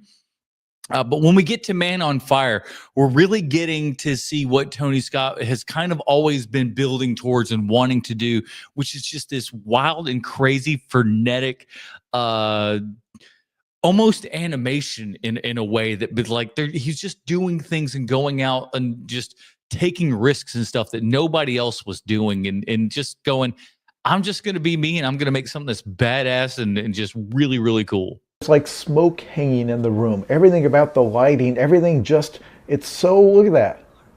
And I'll confess, we did not appreciate this at the time. We watched movies like this and we're like, it's just very forgettable. I don't know. And in terms of the plot and the dialogue and the acting, it was. But man, they don't make them like this anymore. Yeah, because poor old Tony got himself all sick there and everything. Well, he didn't get himself sick, but he got sick and decided to kind of end it all as opposed to, living a drawn out, a horrible life at the end there and everything. But we lost one of the good ones, man. You froze again, but I know what you were holding up, so it's okay. I'm going to try to put this out in a, hopefully I can just get the whole thing in and like just put it out on a regular stream or a regular YouTube video to where you can actually see what's going on. I'm sorry, the stream's crappy tonight, everybody. Apologies. Who would win in a fight, Megan or Chucky? Okay. Megan v. Chucky. Who would win in a fight? Megan's got some power behind her for sure. But Chucky is like, he's got a demonic quality to them because he's Charles Lee Ray and everything. So there's something supernatural and evil going on there. So I feel like that gives you a little bit of a foot up on your on Megan there. Let's see what we got. 6'7". Megan or Chucky, who would win in a fight? I'm going to go Chucky. I'm going to say Chucky because here's the thing. Chucky won't stop. Chucky has been burned and sliced and diced 6 ways to Sunday, and he still keeps coming back. He like the Energizer Bunny, man. He keeps going and going. I really need people to chime on this because don't get me wrong, Chucky is very terrifying. Plus, he multiplies his soul into different pieces of the doll, like into different dolls and shit. And now there's like an army. But Megan was on some shit. Like she was. You can't really stop her. You know what I mean? Oh, they stopped her. They put her in that little Roomba thingy, the thing that looked like an electronic Furby. Or something like that they put her in the beginning of Megan 2 to where eventually, listen, it's kind of the old trope and everything. It's like, oh, you got to let me free if I can get the bad guy. But I'm going to go with Chucky because there's a rule in horror. Chucky always wins. So, who do you think? I think Megan going to whoop his ass a little bit. Oh, it'd be an interesting fight to be sure, and because they're smaller stature and stuff like that, I think it would be an interesting time, and clips going back and forth between the two of them.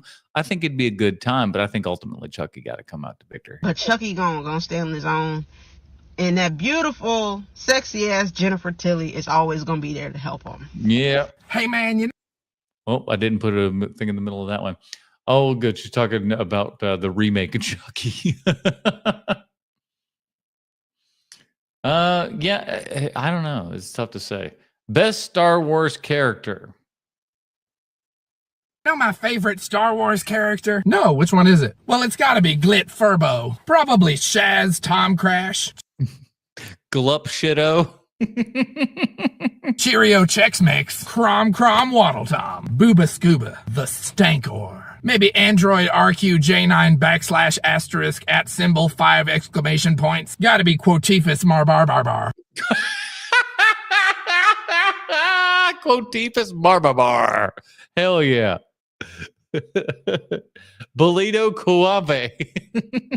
Block Jacques Shalak. Definitely Bees McKeever. Forfus. Fifth. Tropical Skittles. Tropical Skittles, yes. Jax FedEx. Mainly Zoop Skopagel. Yeah. It's Akuchi Moya. Clapto. Akuchi Moya does sound like the, listen, some of these sound like legit ass Star Warsy names. Honoria. TS Garp. Pig Thrashmash. Dark Z Manulewski. Loogie. Potlid. Gotta be Stab Me in the Butt. Kick Cack Sax Battle. Frizz Freeling. Frizz Freeling that's the guy who did the animation, right? Ilo Squat. Your mom. But it's spelled with lots of apostrophes. Like every other letter, it takes forever to type. Pando. Kogat. Pando. At C-SPAN. Ooduba Spoo. Half a paper plate. Doof Porf Box. Chewy Hawk. Or maybe Jeff Thompson. Jeff Thompson. If Jeff Thompson showed up in Star Wars, I'd love it. That's like Duncan Idaho in Dune, and you're like, what the fuck is this? Skankator is a He-Man villain, I'm sure of it. Bees McKeever from MST3K. Yeah, I'm going with Jeff. Yeah, I can't fault you there. He's a good guy. Miyazaki-san, you ready to make some... So my man here's got another one of us, and another one of these in the opposite direction. Directors who are nothing like their movies. Here comes Miyazaki. Movie magic? I fucking hate filmmaking. I want to quit. Oh, I mean, why are we doing this? The future is clear. The world is falling apart. Wow, that's a bleak outlook. Filmmaking? Look, filmmaking only brings suffering. Is this your way of saying you're retiring again? Don't ever ask me a stupid fucking question like that again. My bad. So, are we gonna work on the movie then? Oh yeah, so today we'll be working on a movie about a little girl who gets spirited away to a whimsical world full of spirits, represented by a cleansing bathhouse full of wacky and comforting characters. Ooh, like a spirit with no face or a giant baby? You baba bet there will be characters like that. And little soot creatures too, little cute things that help our main character Chihiro, who is working at the bathhouse to find a way to retrieve her parents who have been turned into pigs. And she's left alone, you know, she really comes into her own in this movie as an individual. Oh, that's beautiful. The story is like a love letter to growing up. Oh yes, and today we'll be animating a scene where Chihiro sits on a train with that spirit no face, surrounded by a lake that is filled up with water after the rain. It's a calm and meditative moment that stands out from the otherwise crazy and energetic otherworldliness of the entire film. Wow, what a serene and joyous moment. You know, I love that the art you make is so dreamlike and bewitching. It's so full of life and joy and... You know, when you die, you can't see sunsets? Oh, this seems like a nice spot to be buried. Okay. Oh, yeah. Another very dichotomous character. That's pretty great. Okay, so I've seen this guy before. POV or screenwriter husband pauses Evil Dead 2013. To teach you something cool. Anime was a mistake. It was. I don't always agree with this guy. Let's see what he's got here, because we're talking about the Evil Dead 2013. Remake of Evil Dead is definitely among those that is right up there with the original. I don't know if it's no, it is not. maybe better than the original, but it's so close. Incorrect. And this is coming from, you know me, babe, just like the biggest Evil Dead fan ever. Like Evil Dead 2 is like... I always fear that this is how my ex-wife saw me. Just being that bullshitter that I just, you know. Top 3 favorite films ever made. Sam Raimi, favorite director ever. Just absolutely peak. Listen, is this guy from California? Because he's got a little bit of the California lilt, if I'm honest with you. And sometimes, listen, it happens with some dudes here in the South as well, where they get this little lilt in them and you're just like, really? Of his craft, love him. And what's great is how then the remake, directed by Fede Alvarez. Good old Fetty. I got so much to say about that guy. Does such a great job of something we've discussed, and that is using your horror as a theme or an allegory for something else. And in this film's case, it is an allegory for Mia overcoming her drug addiction. And we... Oh, it's such a boring... I hated it. I hated... Listen, the big giant blood scene at the end is very, very cool. Super iconic looking. Very, very neat. The whole movie stinks. As far as an Evil Dead, like if it weren't called Evil Dead, perhaps I'd feel different about it, you know? But it's called the Evil Dead. No. See at the beginning of the film, the reason everyone has gathered to the cabin is to be there and support her while she gives it up and she goes through her withdrawals. Which is always what you want to do around a big giant group of people. And they are there as her support unit.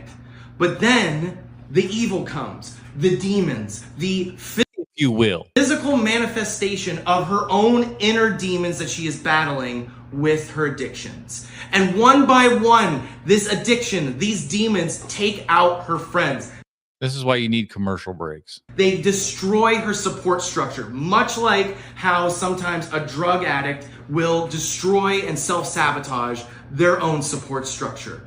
And at the end of this film, it all comes down to Mia versus herself. I hated all the people in this movie. This dark reflection of her, this addicted side of her, this evil side that she can no longer coexist with. Man, I tell you what, listen, I'm happy for former addicts, but former addicts, God, do they go on. That she needs to put down. And it all comes down to this. And that is why, above all things, the Evil Dead remake works well. It also completely understands the assignment in terms of the gore, the cinematography, what we as Evil Dead fans have come to expect. I don't think the cinematography is all that good. Again, save for the big blood at the end. That's very cool, very rad.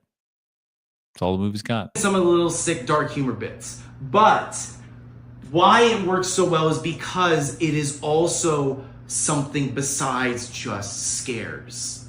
And when you do that, your film stands up. Disagree. Oh, I liked it a lot. The contrivance of the idiot who reached for the book despite the warnings was annoying.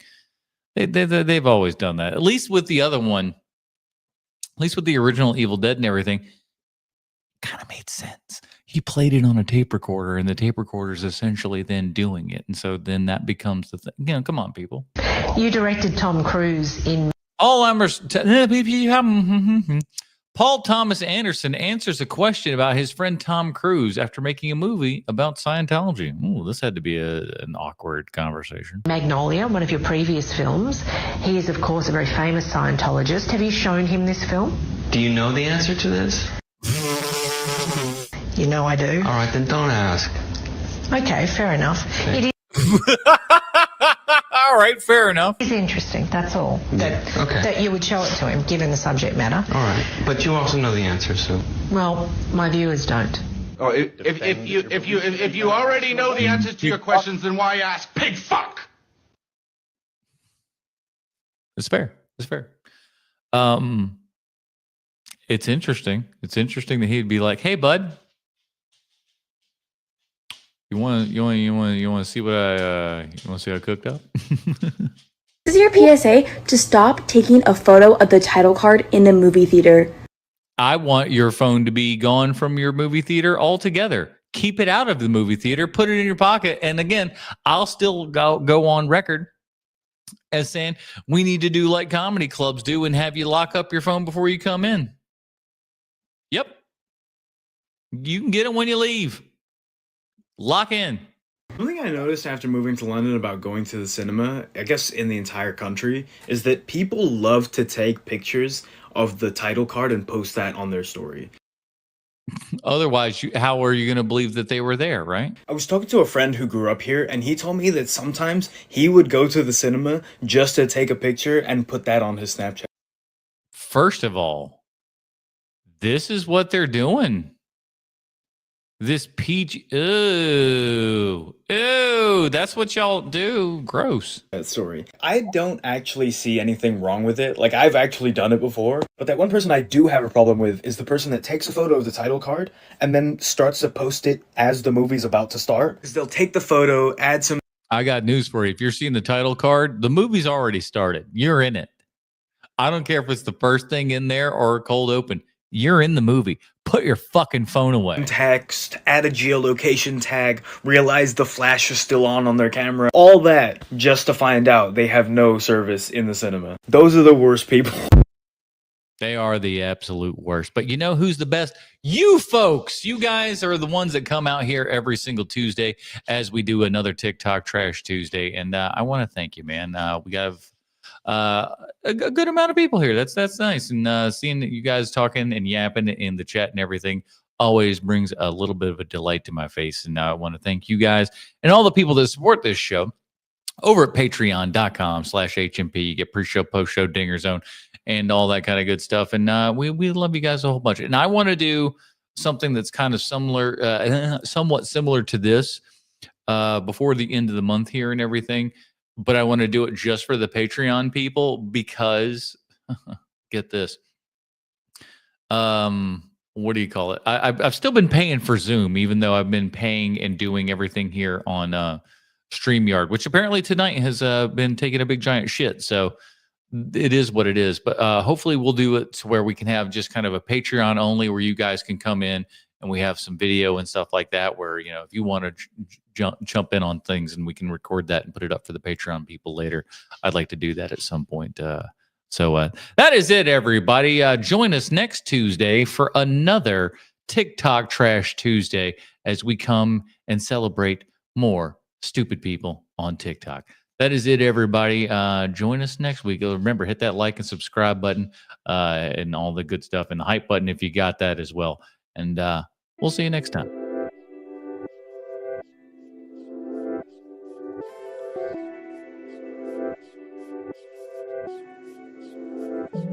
Goodbye, everybody.